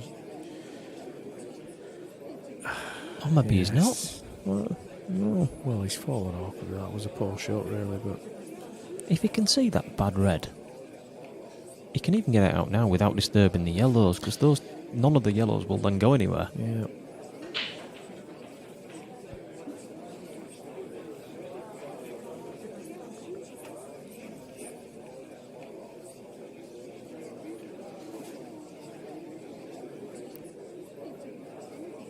Goes back to the difference that we said, 7-0 and 9-7. You know, I think at 7-0, I think he's playing that red across here. I think he's having a go. Yep.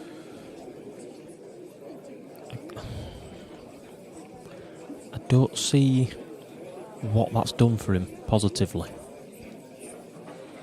It's almost like he's waiting for Rob to make a mistake rather than developing.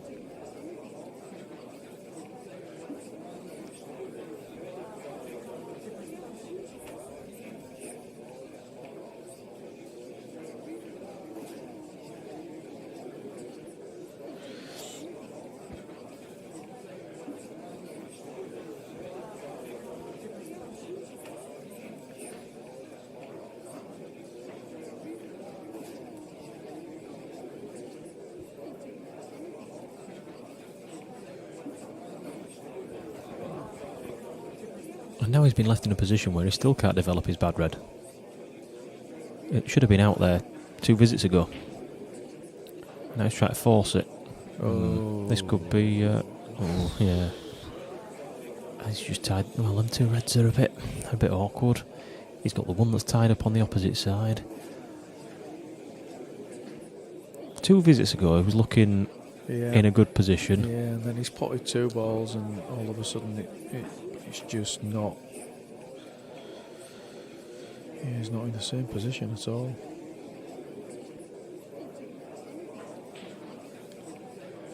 And you can't play up the table. You just can't.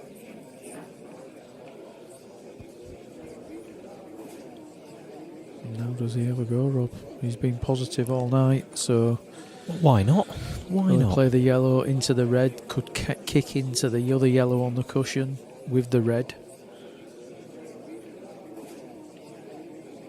You know, and I think, as we've said before about these control shots, Well, he's just going to bring it off, bring his bad ball out. yeah, it's a poor shot though as well. Brought it off, but didn't play it with the right pace, did he, to kind of leave it in the vicinity of a pocket, really. No.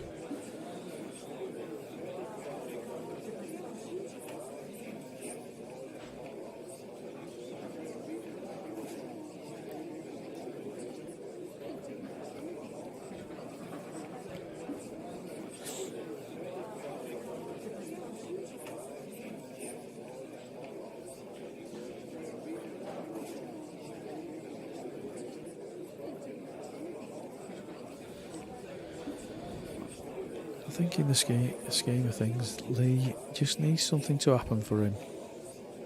So whether it's, you know, he gets into this red and he finishes the frame, or as we've said, you know, one good pot, I think he just needs something to happen for him. It's another one of these, you know, we haven't had many messy frames, have we, really? To be Not fair? particularly, no. But he needs to win a messy frame. I'm still not entirely sure of his route plan for this frame. No, I don't think it's been... he's kind of been waiting for something to happen, hasn't he? I don't think it's been planned at all. If he just plays the plant, draws the white back a little bit and maybe tries the double on the red. Or is he going top? He's going up the table. Can he get far enough? No, he can't top it through, can he, to land low, below that middle pocket to then take a plant again. Has he come far enough?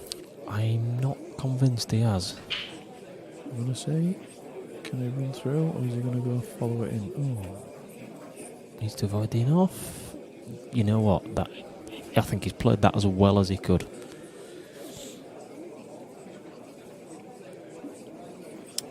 Dan Mack, showing your age with the Chuck Berry joke. There you go. I tell you, your Paul's seen something there that neither of us have. See, the yellow, the bad red could go in off this bottom yellow into the corner pocket.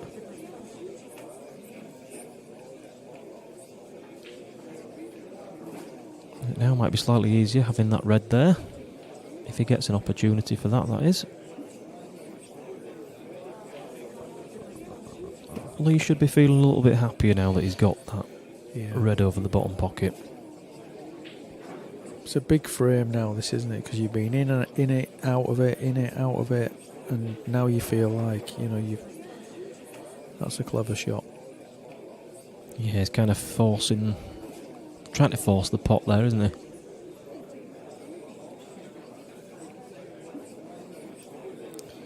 I don't think I'll be doing anything with that red if I could help it. I think off the side rail, maybe just to try and lay on the red over the pocket. Yeah.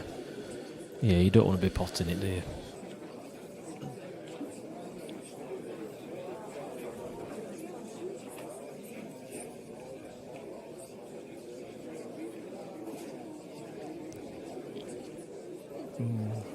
Not so sure about this. Is enough? He is. Yeah. I just don't understand. You try to play the same shot as what you could play off the other rail onto the other red, you know, and you've got more of an angle to lay on it.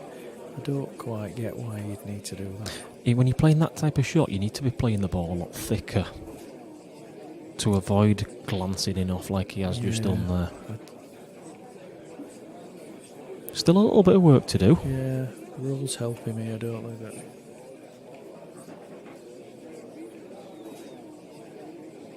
I'm not quite sure he can see a plant of a yellow onto a red, so he's going to have to just take the red straight into the pocket.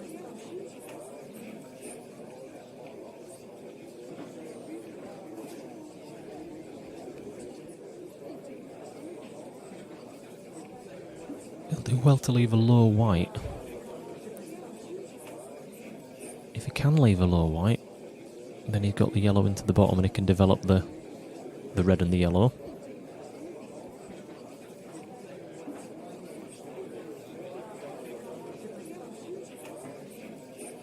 And he's done. He's played that quite well. I'd be quite happy with that.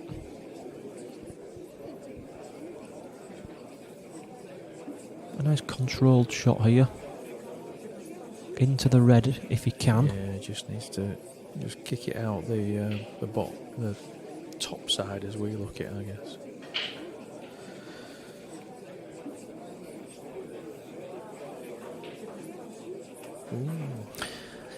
Yeah, I'm not sure. Well, he wouldn't have wanted to disturb that yellow at all.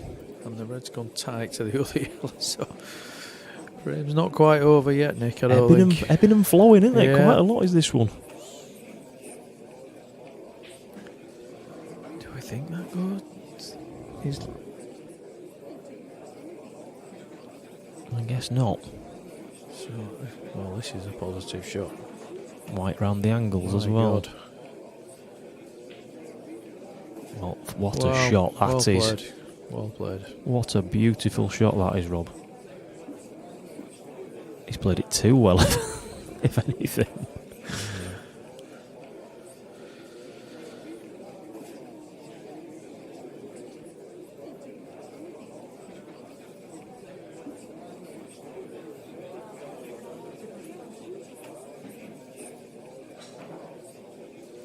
Bridging. Now then. This That's is thin as well. It is. It's a tough shot. This would be hard enough if that red wasn't there. I think I fancy him to get this. Yeah. I've said that a few times and he's missed, but I do fancy him to get this because. He's overcut it. And he did the same again. Wow. If he loses tonight, he's going to absolutely be mortified. He's going to kick himself, isn't he? Because that must be 4 or 5 frames now that he has just, well... It's at least 4 that he should have won, that he hasn't. And rather than Lee meriting this lead, he's been gifted it. He has, without a doubt. Without a doubt. I think if he was sat at the side of his Nick, he'd say exactly the same thing. I think that the lads are just taking a break, so we'll do the same. We'll be back with you shortly.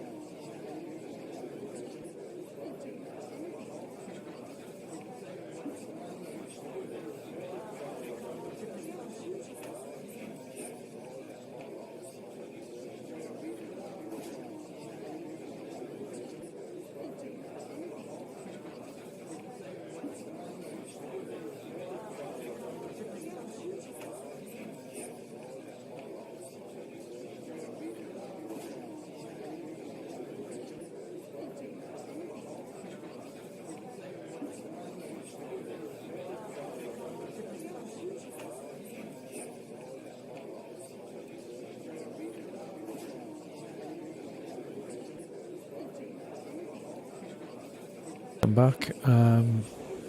Rob in here on the yellows.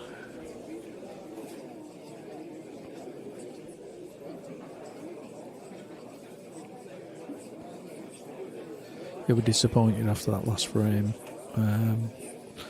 Looked strong favourite towards the end, and again just lost control of the cue ball.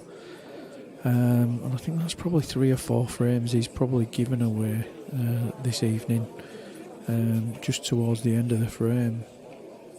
So he'll be disappointed with that, but this, it looks like a good opportunity for him to bounce back.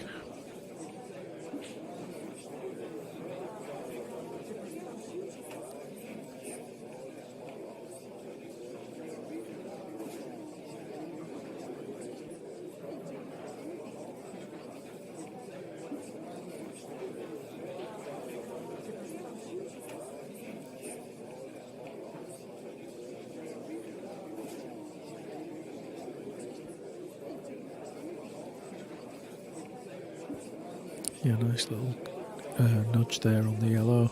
He'll be disappointed, I think, if he doesn't get these.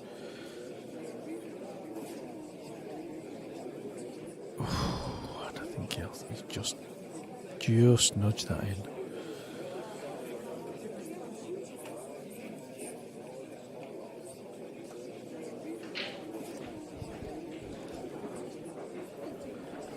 Yep, that looks like the perfect start after a break for Rob. Did this last time as well. Just stepped out for a cigarette and a bit of a break, and then came back and won the frame. And he's done it again this time.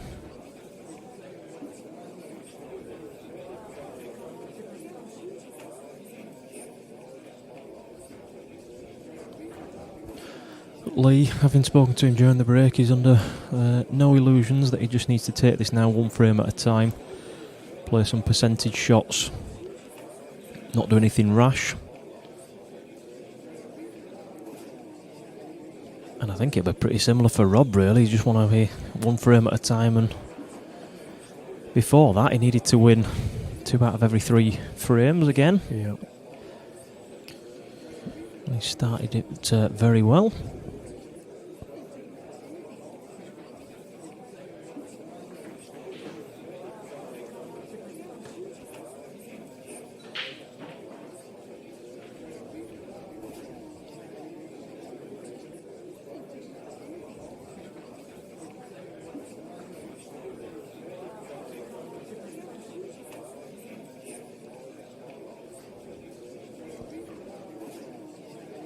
I'm sure Lee would like to take yellows here, but there's no easy first shot.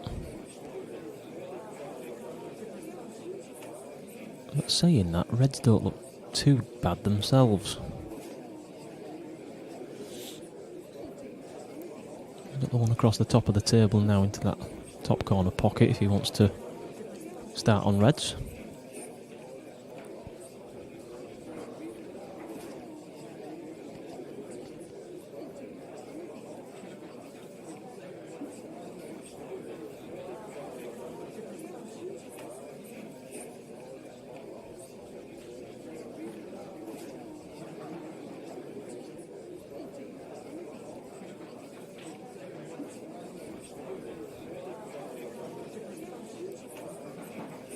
Confident first shot, now some work to do.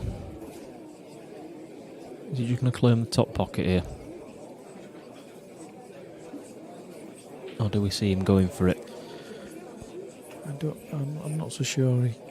I'm not so sure he can go for it here. I think you're right. I think taking that top pocket just puts him a shot in front.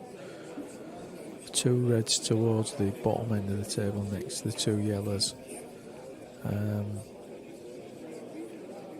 1 there, fair enough. 2 there, difficult. And they don't go in either bottom corner pocket, do they?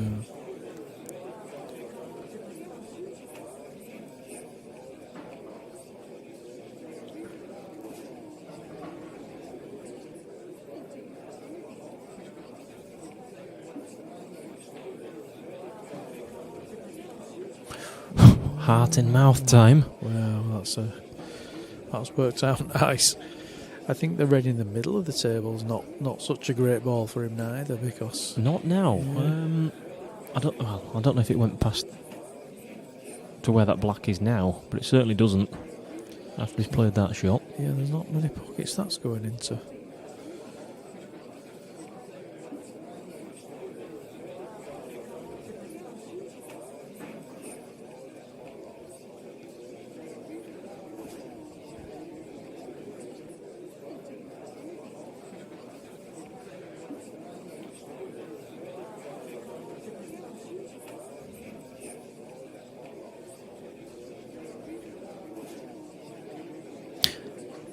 That's a nice shot if this red passes the yellow. He's just having a look at it now, and from his body language, I would say it doesn't.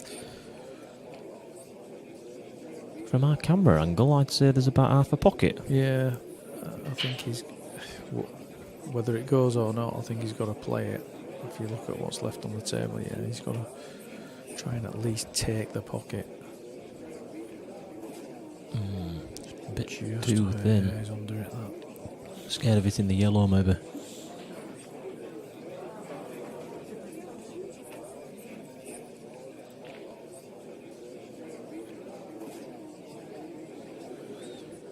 Not many of them shots played tonight from Rob.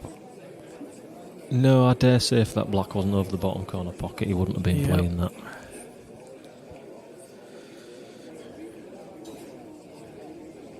He's got to get his red out now, surely. If he can he see any of it? I don't know that he can.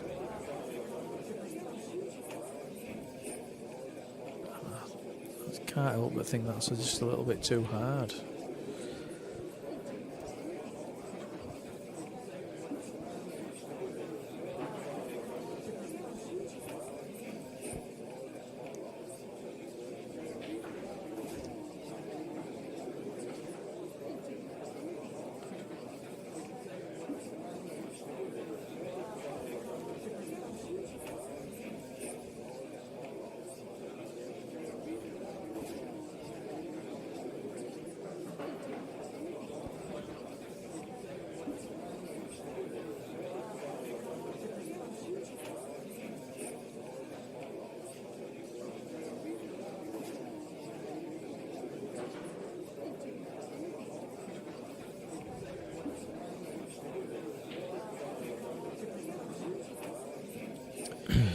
Not the type of frame we wanted at 11:30, Nick.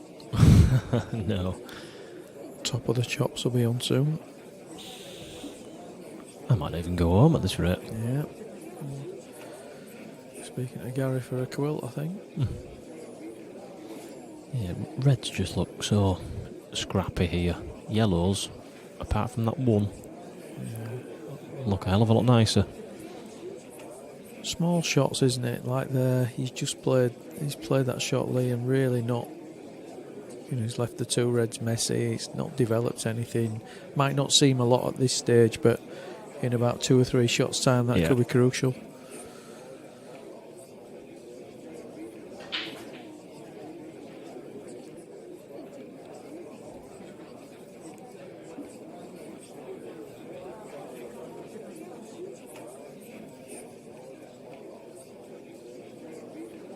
That's a decent pace white, is that? Could have easily gone wrong.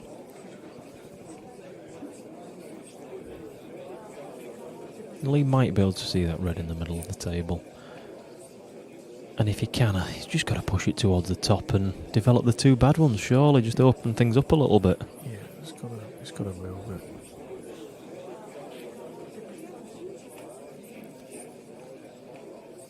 He's had a slice there, with the yellow going where it has. Yeah. Bought him another visit, perhaps. Didn't fancy all the reds together, I don't think, in one place, so he's played that. But this is the right shot, I think. Get that away. Now all of a sudden, strong favourite.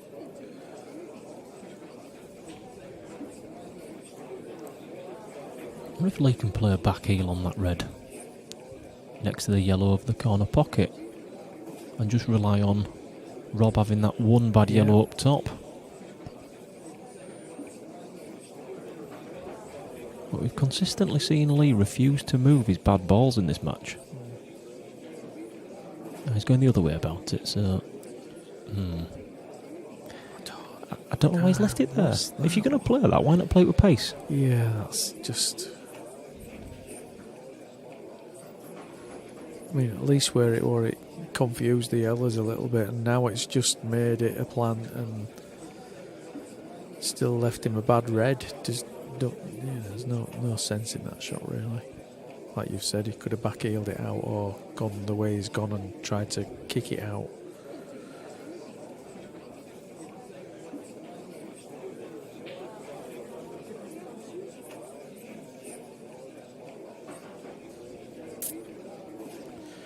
And if he had done, he might have had a chance here. I wonder if he can get a red past that black.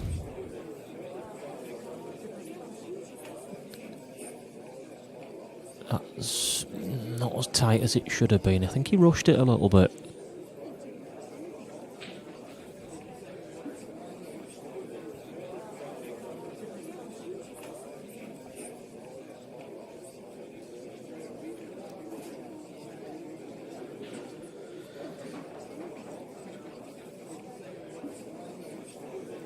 That could have done with being a little bit harder. Lee could really take control of that bottom pocket where the black is now, but I think he's got to go cushion first with his white and nudge the red onto the bottom rail. Yeah, agreed. Just buys him a bit more time again. I mean, it does mess up his red, but it buys him a bit more time at the table. I think he's played a couple of these shots and he's gone to hit red first again rather than cushion first red. And that's seen it bounce out further than he wanted it. I think that's confidence more than anything.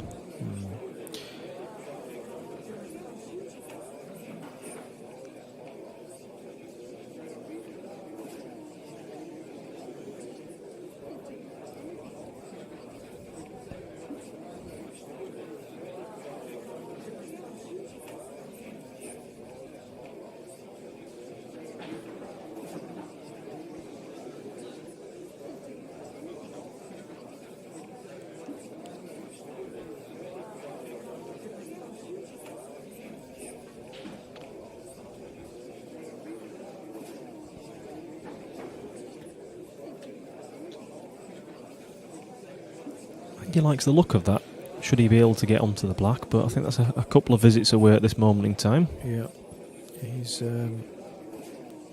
certainly eyeing it up though, isn't he? A couple of loose safety shots really. That could have been tight behind one of those yellows if he'd have taken a little bit longer about it.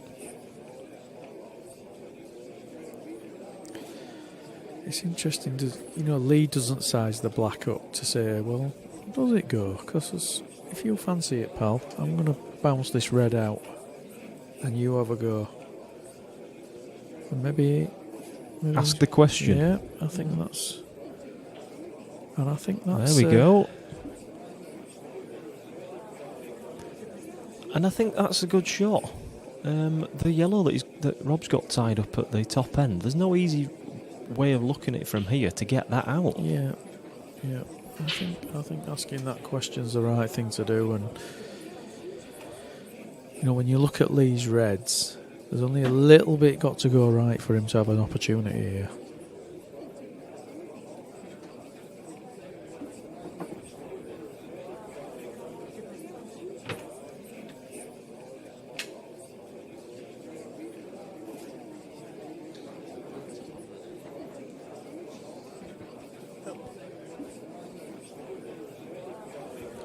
Gary's offered it a pillow and a quilt. And free access to Barded, was it, like you said? Yeah, only for Horlicks though, apparently.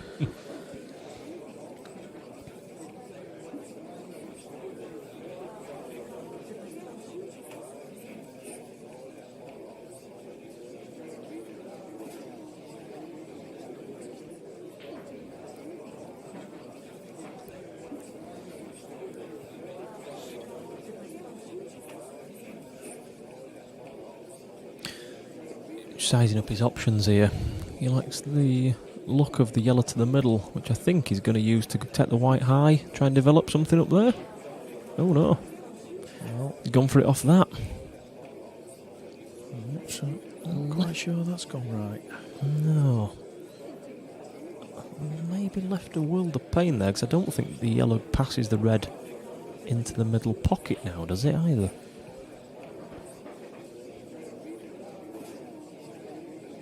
No, it doesn't. All of a sudden, Lee is looking favourite in this frame.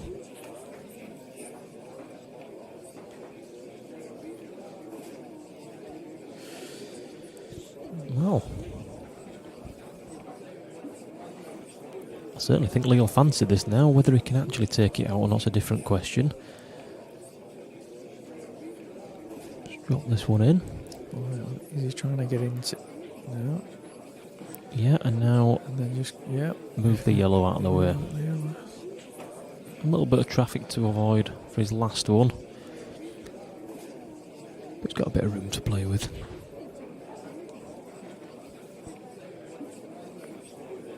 And he needs this sort of finish, I think, just to get him back in the groove.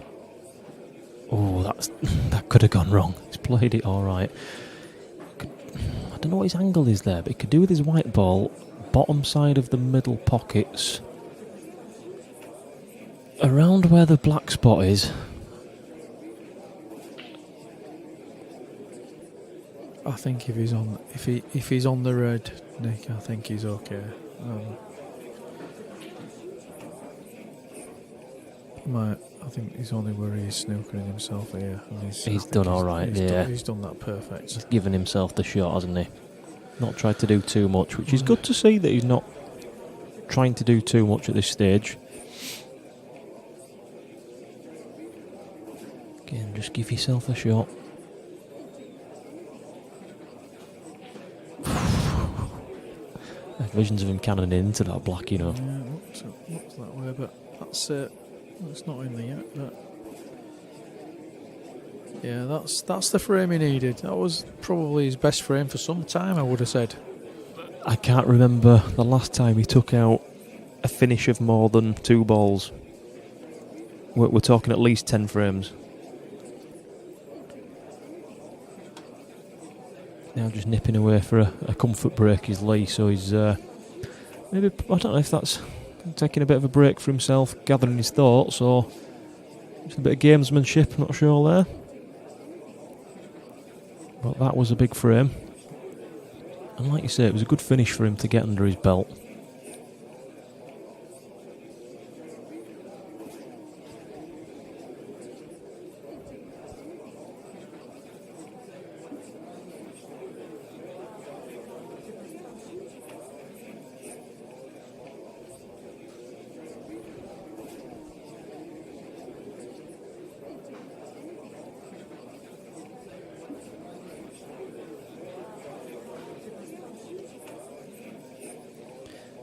Paul just reminding me that one of us needs to put the colours on when we're mid-break.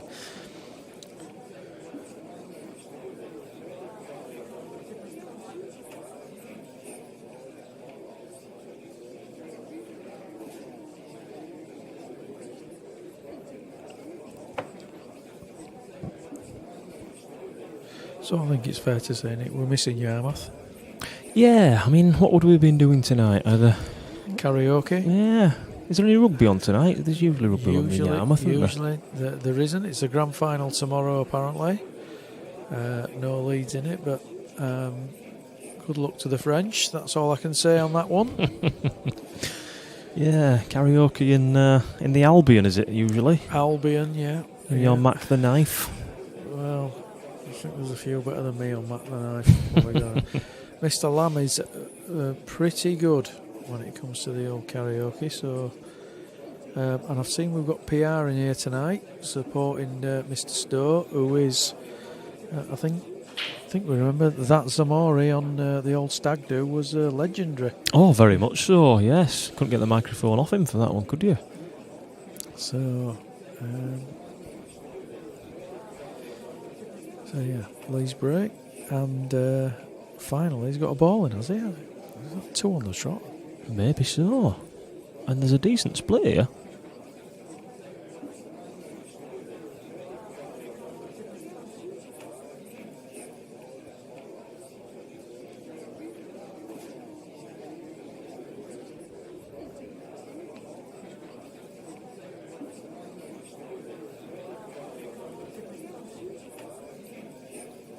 think he's spoilt for choice.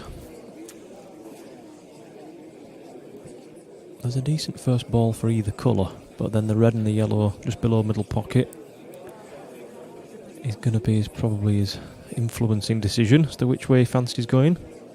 Yellows he's looking at.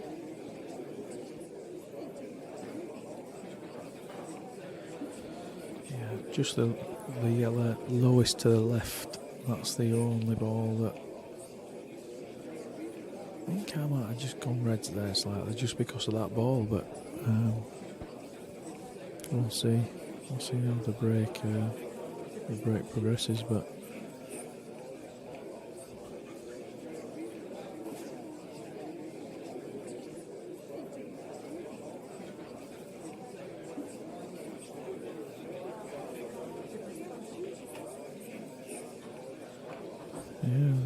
He's going to play this. Is he going to play this to the bottom pocket and try and get into that yellow?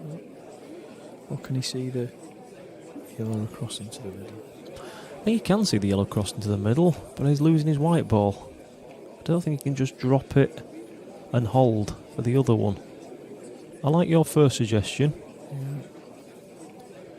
Take the cut and develop the bad yellow. But no, he's leaving his bad ball where it is for now.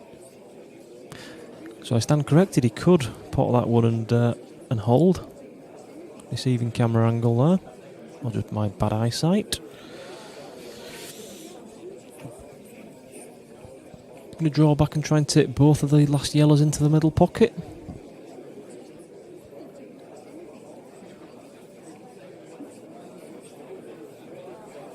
Or perhaps leave himself a double, of which he's been partial to a couple in this game. Yeah, he's played them very well, to be fair.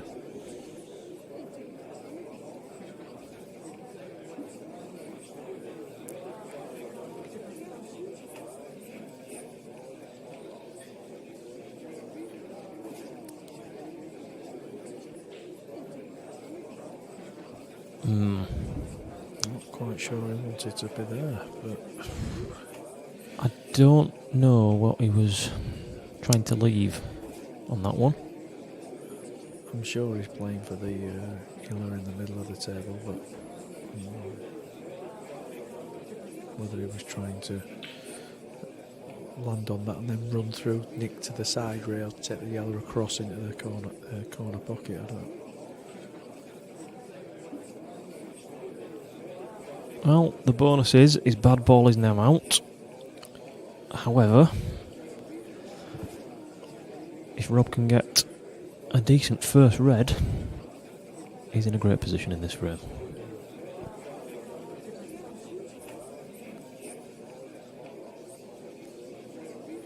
So get the colours sorted out there, Paul.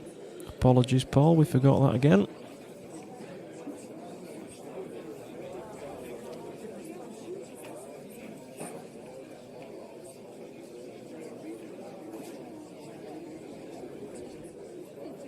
But what we lack in technical skills, we more than make up for in the commentary.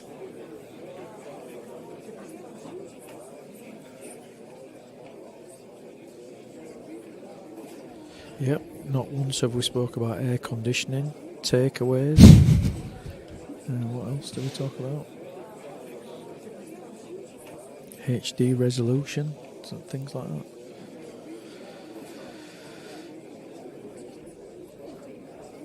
Spreadsheets as well. Probably another one to talk about. Yeah, Excel.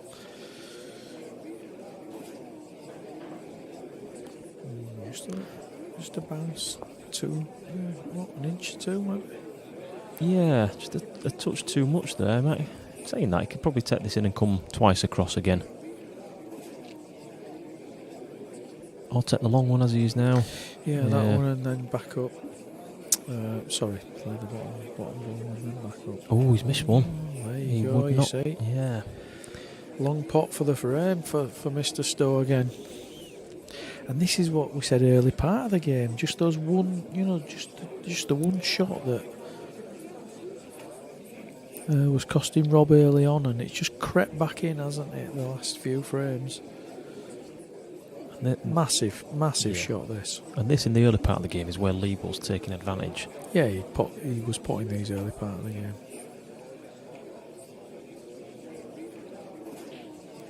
Miles away. Wasn't Wow. he? And he wasn't even on his next yellow. Yeah, that'll be very, very disappointed with that one. Why not just top it through a couple of inches? 3 or 4 inches. Yeah, he punched and there was no need really, but he'll be very disappointed with that. And actually, he's been quite fortunate that the yellow's it's not tied the red up, but it's made it a bit awkward. Oh, he's missed another one. Goodness me. Wow. And I think that yellow goes. Cushion first. Yeah. Yeah. And he's up onto the other yellow and, well, If he goes cushion first, he's got a lovely angle to just drift his white ball up a little bit, hasn't he? yeah, he has. And maybe it's fatigue, Nick. Possibly. I mean, they've been playing for, a good 4 hours now. Oh, that's a lovely shot. Yeah. 2 big misses from Rob in this frame. Yeah. Cued it nicely there. I think we've said it a few times. He'll be disappointed, Rob. Oh, how many of them has he done? Wow. Yeah. That's another frame that. Well, I guess Rob made a couple of mistakes. Lee made a mistake. Yeah, I'd still chalk that up to one that Rob's lost rather than Lee's won. I agree, definitely.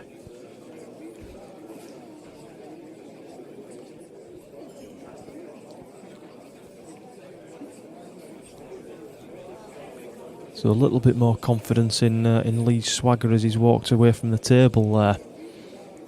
He knows he's been given another one, and he's not one to look a gift horse in the mouth. Rob just taking another little break from the table. Get some composure back there.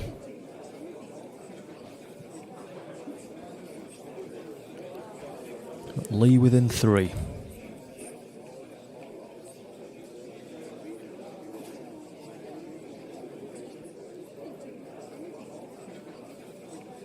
So you and Mr. Lamb tomorrow? Yeah, so obviously Mr. Lamb, the benchmark for the competition entrance, and then which makes him probably the favourite for the tournament. And then I've gone and drawn him first on at 9:30 tomorrow morning. Let's hope he's done a marathon, eh? I'm hoping he's doing one tonight. Somebody said he's going to see Darren Brown tonight, so he obviously knows the outcome of tomorrow's game already. He is. Well, he is the magician, after all, and a marathon man, and God knows what else, karate, and Yeah. So least he can do is give me a couple of frames tomorrow. yeah, I think you deserve it, pal.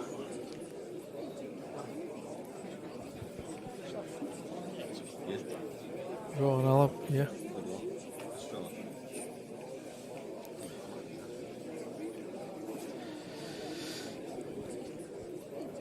Yeah, so, and then 12-8, yeah.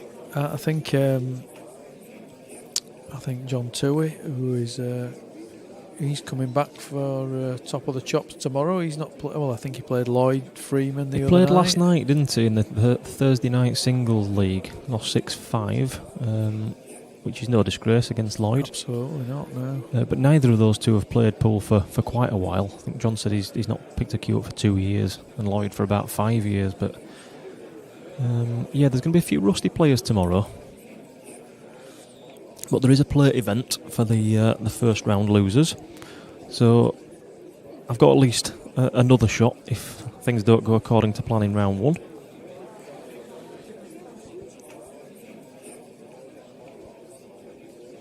And I think John's drawn Pete Robertshaw, who's... very capable stick, yeah, isn't he? yeah, Pete, we've known for a number of years through the Interleague. Nicknamed the Shamrock, read into that what you will.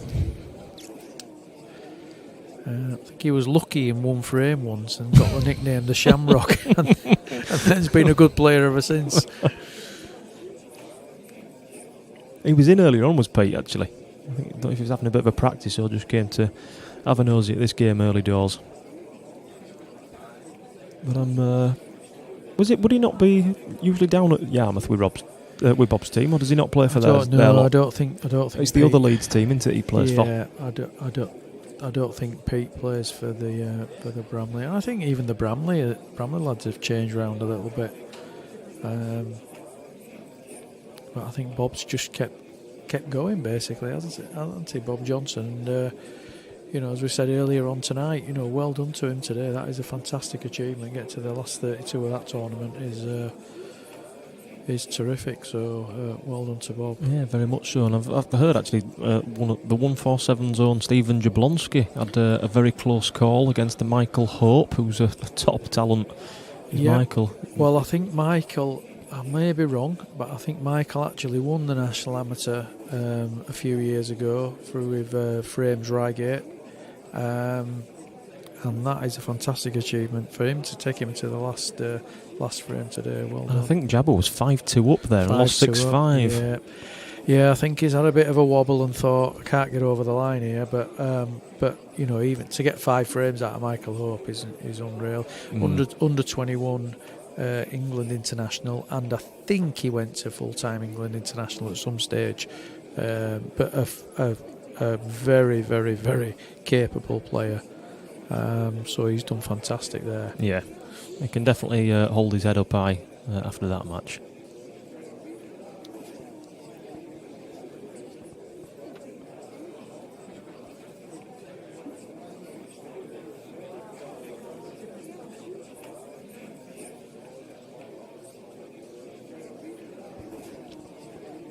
So I don't know where Rob's disappeared to.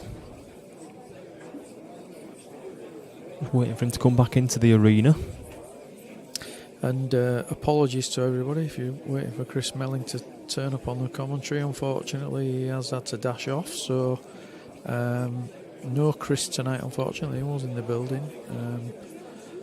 I know that he's good pals with Lee. But he has had to go, so you stuck with us, and as long as it's not 5 a.m, I think we'll be here till the conclusion of the match tonight. But no Chris tonight, unfortunately. Yeah, I had a chat with Chris earlier on when I came in, and he was very much up for commentating, so I don't know why he's had to jet off, but it must have obviously been something relatively important. Yeah, and we had our own Andy Richardson was coming tonight, but unfortunately he's been waylaid somewhere as well. So what a commentary duo that would have been, eh? Yeah, absolutely fantastic. The two of them winning, a 9-ball tournament in Vegas together, and I was fortunate enough to see that. Both former Moscone players as well. Correct, and. Great knowledge and great insight into the game, those two individuals. But unfortunately, we've not got them tonight.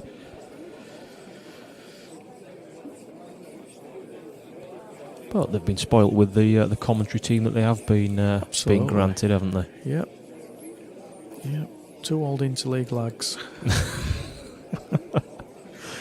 I was going to say who you calling old, but yeah. It's, about 20 odd years ago I started playing in the league, but I won't ask how many it was for yourself. No, don't. There were a few people pleased to see us go, though, Nick. Let's not do ourselves too much of an injustice. What did we do? Went 5 years in a row, West Yorkshire Interleague Premier League champions. That was some achievement, wasn't it? What a good team we had as well.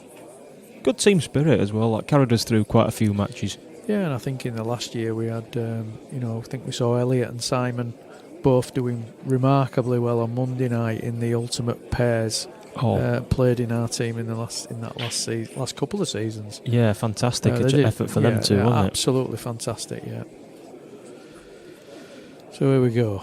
Back now, Rob, with a dry break.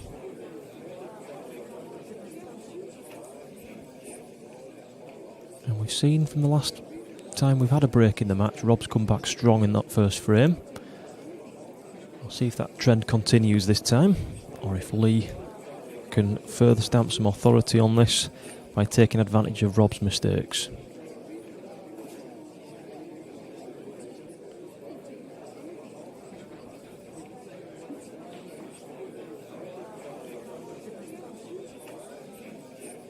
So Lee opting for reds here.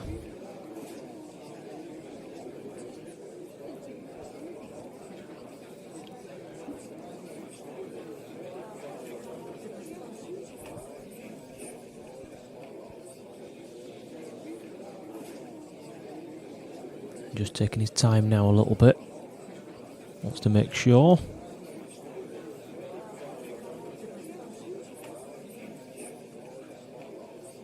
Oof.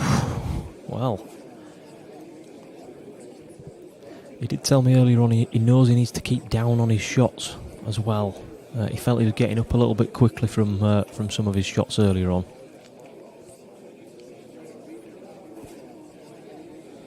Dan Mack here saying, Chuck Berry, was he still alive when you started playing Interleague? Not quite sure what he's saying there, are you? I don't think he was alive when I started playing Interleague. I started in, I think, 98 as a young lad. Over for the Black Swan in Bradford.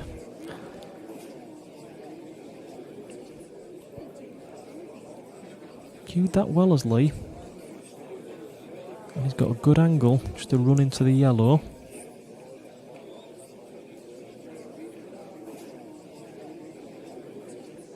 He's going to have to go back up the table at some point, which is always a little bit awkward, isn't it? Yeah, that's the awkward one. You almost feel now he's got to leave it last, which he just needs to get into the clear, doesn't he? I see the black over the pocket. Is he going to take it now? I'd take the one I'm closest to. Yeah, I think so. Into the yellow. Because that other red that is near is a bit awkward as well. So get into it now while you can. Yeah, Just like that. Absolutely the way to go, I think. This is tough now though, because he's forcing himself to take the red next to the black after this one, I think. Yeah, I think if he plays this and then comes back to the rail and then just leaves it, you know, there's a big gateway between the two yellows at the bottom of the table. He just needs a shot on the black, doesn't he? I think this is the right way to play. Good angle there. Yeah, come back round, plop the red in, the last red in down the rail, and leave yourself through the gap. Long black. Yeah, just leave yourself a shot. Sensible. It's the percentages. That's a great shot. That's a lovely shot. Great shot. And now just make sure you don't put any silly bottom on it or anything. Just trundle it through the gap and just like a knit bolt line, really. Yeah, leave the long black.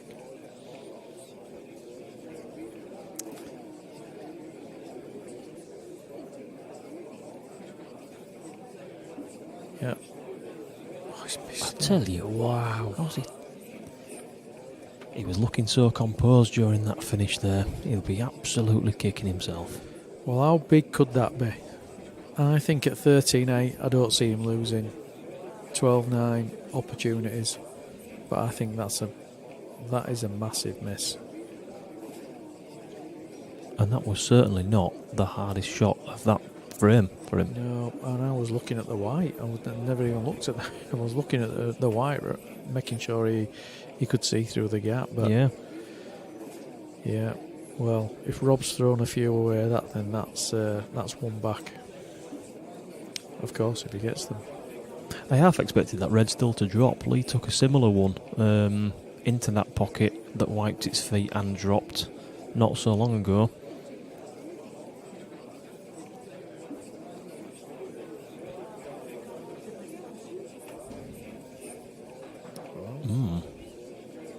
That's a little bit awkward. Lee will be hoping that's touching.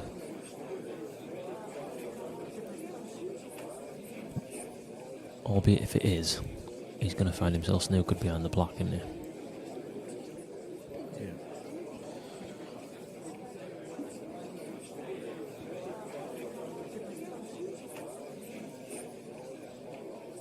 Yeah, the red's not an easy hit, is it? It is absolutely hanging on.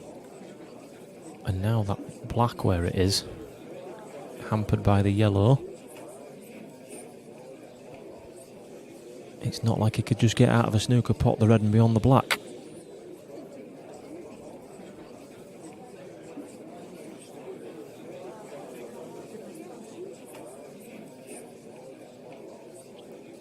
Where was your first interleague team, going back to that conversation? Well, I first played for Leeds B many moons ago. Played that great, has he? Well, he can see that I red. think he can see it. And if he can play it thin enough to come back down to the bottom of the table, he's got pretty much the same line where the white is now, but on the bottom of the table, he's got a shot, hasn't he? Well, I think he'd have settled for this before that last shot, wouldn't he? Just to even a shot on the red and get onto the black, because he should have been in some sort of a snooker here. But as you say, if he can get, I think he has to get a little bit. Look, these are difficult shots, these, when the balls are so far in the jaws. They are. You've got to use that jaw to your advantage. But if he hits too much, it's going to rattle and go the opposite way to what he wants. Yeah. Just needs to help him straighten the white up and just trace down that side rail if he can.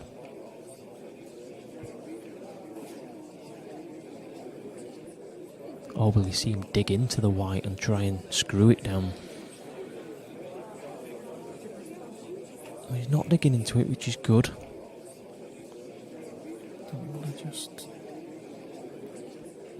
That's a good shot. This looks a perfect, really good Nick. shot. Perfect. Well, I've got to say that's a shot of the night so far. Brilliant. Yeah, really good. I mean, that to be was fair, definitely. he should never have had sight of that red in the first place, though. No, but even a round of applause I thought there from the sparse crowd. 13-8. Yeah, a long way back now. Well, he's re-established that 5-frame lead he had at the start of the night. And if you'd have told me that an hour ago, I'd have told you were lying. And I genuinely think that Rob seems to have played the better pool. Yeah. I mean, it is the five frame, the -5 start, but I do think he's played the better pool. But in fairness to Lee, that last shot's probably, I would say, the best shot I've seen all night. Ball over the pocket, very, very difficult. Very difficult. Yeah, he played it excellently. Good pace. So I'm getting some right ribbing here. I think played interleague before interleague started. What's all about? Well, didn't you have a knockabout with Jesus? I think I must have done looking at this. Well, if you called Donald Goldberg Jesus, then he did have a look of him.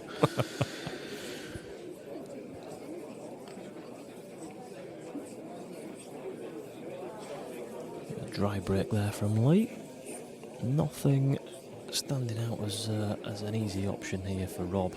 It's probably going to be a bit of a cagey opener to this one. Oh no, he's played an attacking shot. And you know what, he's played it really well.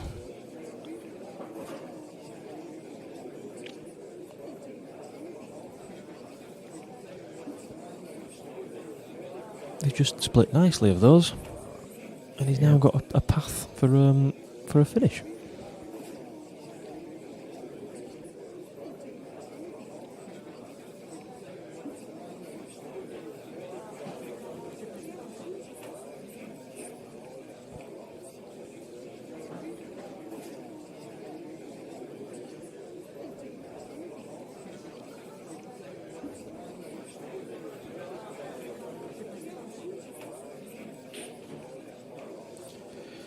I think Denmark says it's a game of two halves. I think it's been a game of quarters, really. I was going to say third, but maybe you're right. It's been a funny game, hasn't it? The first thing was a bit shared, and then I think Lee's picked up frames he shouldn't have won, and very close with this one. Yeah. And then, Rob dominated the middle of the match, didn't he? Really? He did. And then, it's been a funny game, really. I kind of look and think I can't quite believe the score's 13-8, but even if it was 8-all, I'd still be looking and thinking. I think Rob's played the better pool. I think. An hour ago, if you'd have said 13-8, I'd have said it's 13-8 to Rob all day along the way that it was going. Yeah, agreed. This could be tricky. He's got to rely on, I think, maybe dead weight, but he's no, I don't know. He's not going to leave himself an easy black if he leaves a cut on the last red. He's digging in, so yeah, he wants a straight red to finish, doesn't he? Just coming across. Oh, he's in off. Yeah, and I think that's been symptomatic of a lot of the frames he's lost. He's lost the white, and he's been having a go. But I think in that middle part of the game where he won 6-7 frames on the trot, it all went for him. It did. But the start of the game and now the end of the game, it's kind of gone against him. So, but that's what happens, I guess, when you play that kind of pool. He's probably not. I think he's not made Lee work for his frames as much as he should have done. That's the way I would look at it. Lee's not had to get out of second gear, really. And you ask him after whatever happens in the rest of this match, you ask Lee, and Lee will tell you he's not played well. Yeah.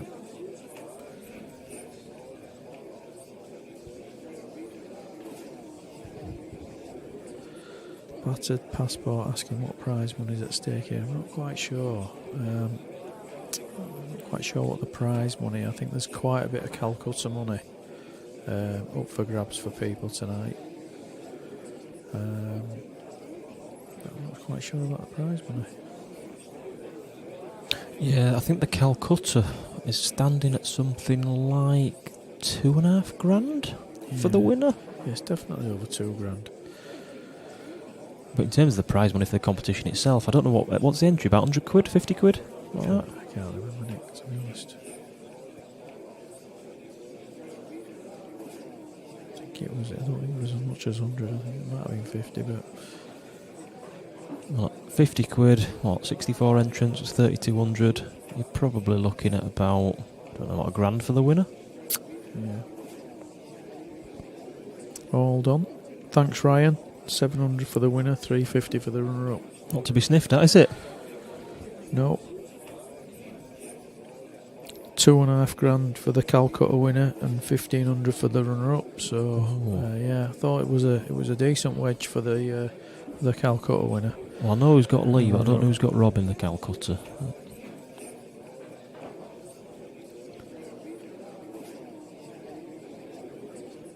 But yeah, potentially a very profitable night for Lee if he can see this one out.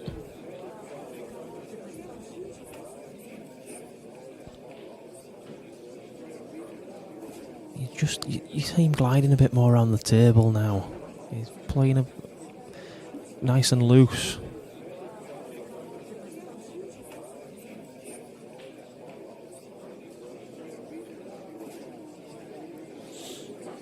See, I'd probably just drop that one through rather than screwing it there, but... yeah, if he needs to punch this, doesn't he? But... depends on I suppose his confidence. He could just draw this back and take black to the middle, depending on how confident he is, really. Yeah, I think it's probably... That might even be a better bet. I'll screw it back for the... screw it back for the other middle. Oh, well, tell you what. That'll do nicely. Yeah, there's certainly a shift in his body language now and his confidence. And he can afford to be. He's on the hill. And that is the hill.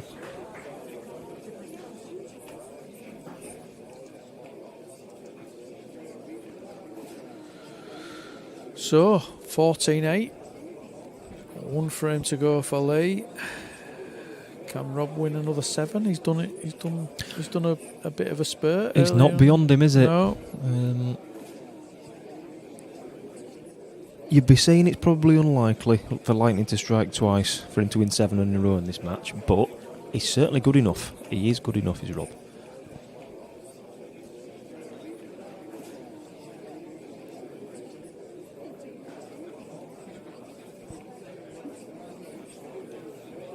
Anyway, for anybody not playing tomorrow, get yourself down here.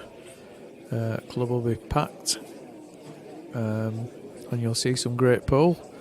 And I think you'll see a great laugh as well. It will be, and there'll be a lot of commentary opportunities as well for varying people tomorrow. There'll be a lot of rotation in this booth.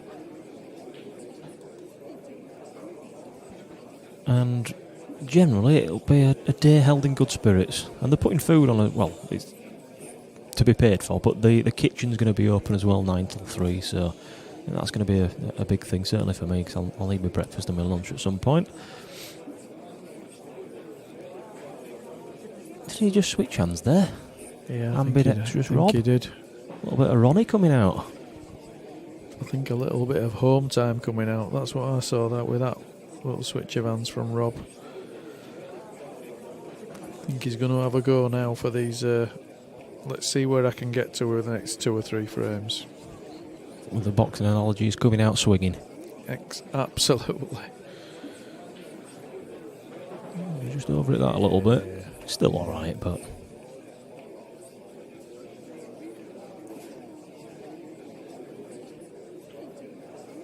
Yeah. He's missed it. Do you know what? I'd have won some money there. I did. I just thought he just thinks now that's it. I think he's on his way home, Rob, in his head. He just needs to keep his head on here, keep sensible, not fight fire with fire. I think a safety shot at some point here is the sensible option.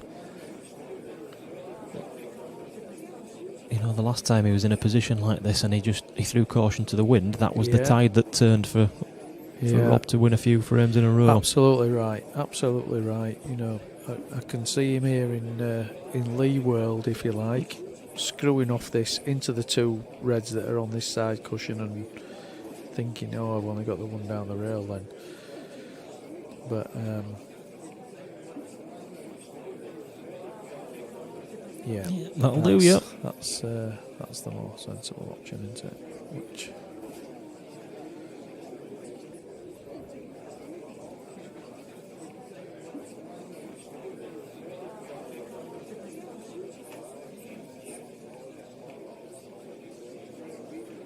it's interesting that he's played it at that pace, isn't it? It is. You'd have thought he'd just a bit of a mad hack. Yeah, have a fly, go. Yeah, fly in somewhere.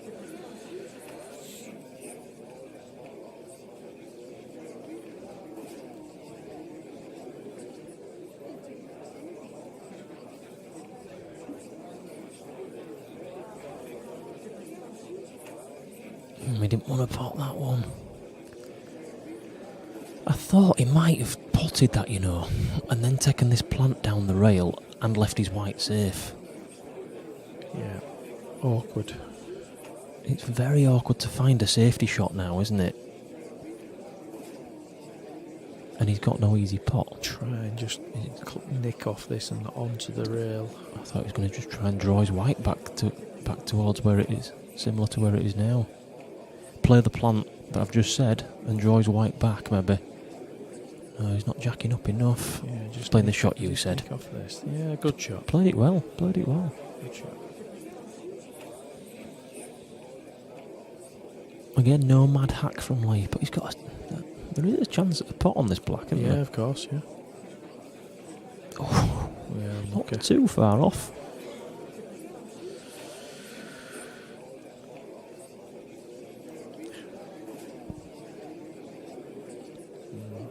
Does he try and play off the far side of the red off the far side of the table to snooker him? I think that's probably his safest bet, yes.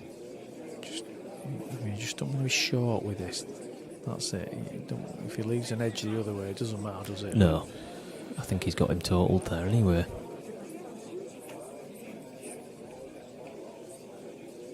Seen him play 3 sensible safety shots there, and he's managed to develop 2 of his 3 bad reds. And now he can develop that other one as well.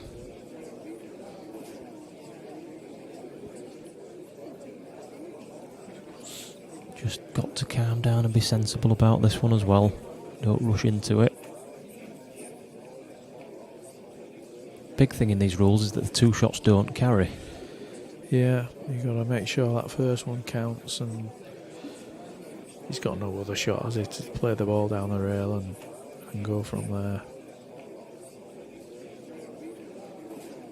That's exactly how you want it, really. Yeah. I'd play the same ball again. And just get a good position on my next red. I might be a bit different here. I think I play the one into the middle, and then I'd take these 2 down to the bottom corner first, and I'd leave the... Yeah, he's playing the way you would. Yeah, I'd leave the red over the bottom corner pocket, to leave the red into the middle, to leave the black into this right hand corner pocket. But let's see what he does. It's a bit of a weird one. Well, he'll take the red into the middle pocket again, isn't he? I think he was trying to play that way, Nick. I think he's trying to play this one and then, drop the ball in the bottom pocket, play the red into the middle, and then drift his white up top. But we'll see. I mean, this is one of them pots now. He missed this pot, he lost the game. Yeah. Play this one, and then if you run a bit too straight on it, you can always screw across a little bit, but the lower the white, the better, I think. Oh, well, taking the long one instead. Oh, right, well. That's confidence for you. I think we said this earlier on. I never like the ball. I never like the ball over the pocket to get to your last, to get to the black, or your last ball to win a frame. Can sometimes just bounce anywhere, can't they? Yeah, they're just difficult to gauge. Just catch the angle a bit wrong, or a bit of tension in the cue arm, but he's played that. That's twice he's played a shot like that perfect, to be fair. Absolutely plumb.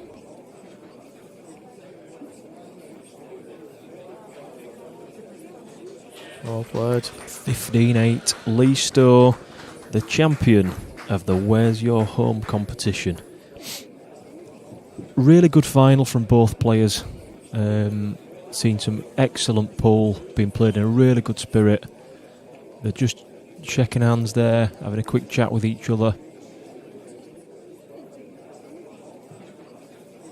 Lee's definitely been second best throughout the most of that match though, hasn't he? And Rob will feel a bit aggrieved at some of the luck that he's had, probably, in gifting Lee some of those frames. But what we've got there at the end is a 7-frame difference, albeit Rob did start -5. And Rob does go away with a little bit of a consolation of 350 quid as well in his back pocket. Yeah, and any Calcutta money that's that he's put in himself, of course. So. Absolutely. So I don't think we're doing any interviews this evening, are we? I don't think we've got the time, Nick. I think you've got to get back to play a frame of pool, and I've got to get to work. So thanks very much for everybody that's joined the stream tonight. Apologies if we didn't get the colours, the breaks, or the scores right at some stages, but we've tried our best. And for the delay in the start to the commentary. And the delay in the commentary. But thanks very much. Join the stream team tomorrow. They will be back here for the top of the chops. Nick will be on the table hopefully all day, or he's hoping to be all day. And if he is, then Mr. Lamb will be in the box. And if he isn't, and I'm sure Mr. Calveri will be in the box. Absolutely. Meanwhile, I'll be putting fruit and veg out. So thanks very much, everybody, and we'll see you all soon. Take care.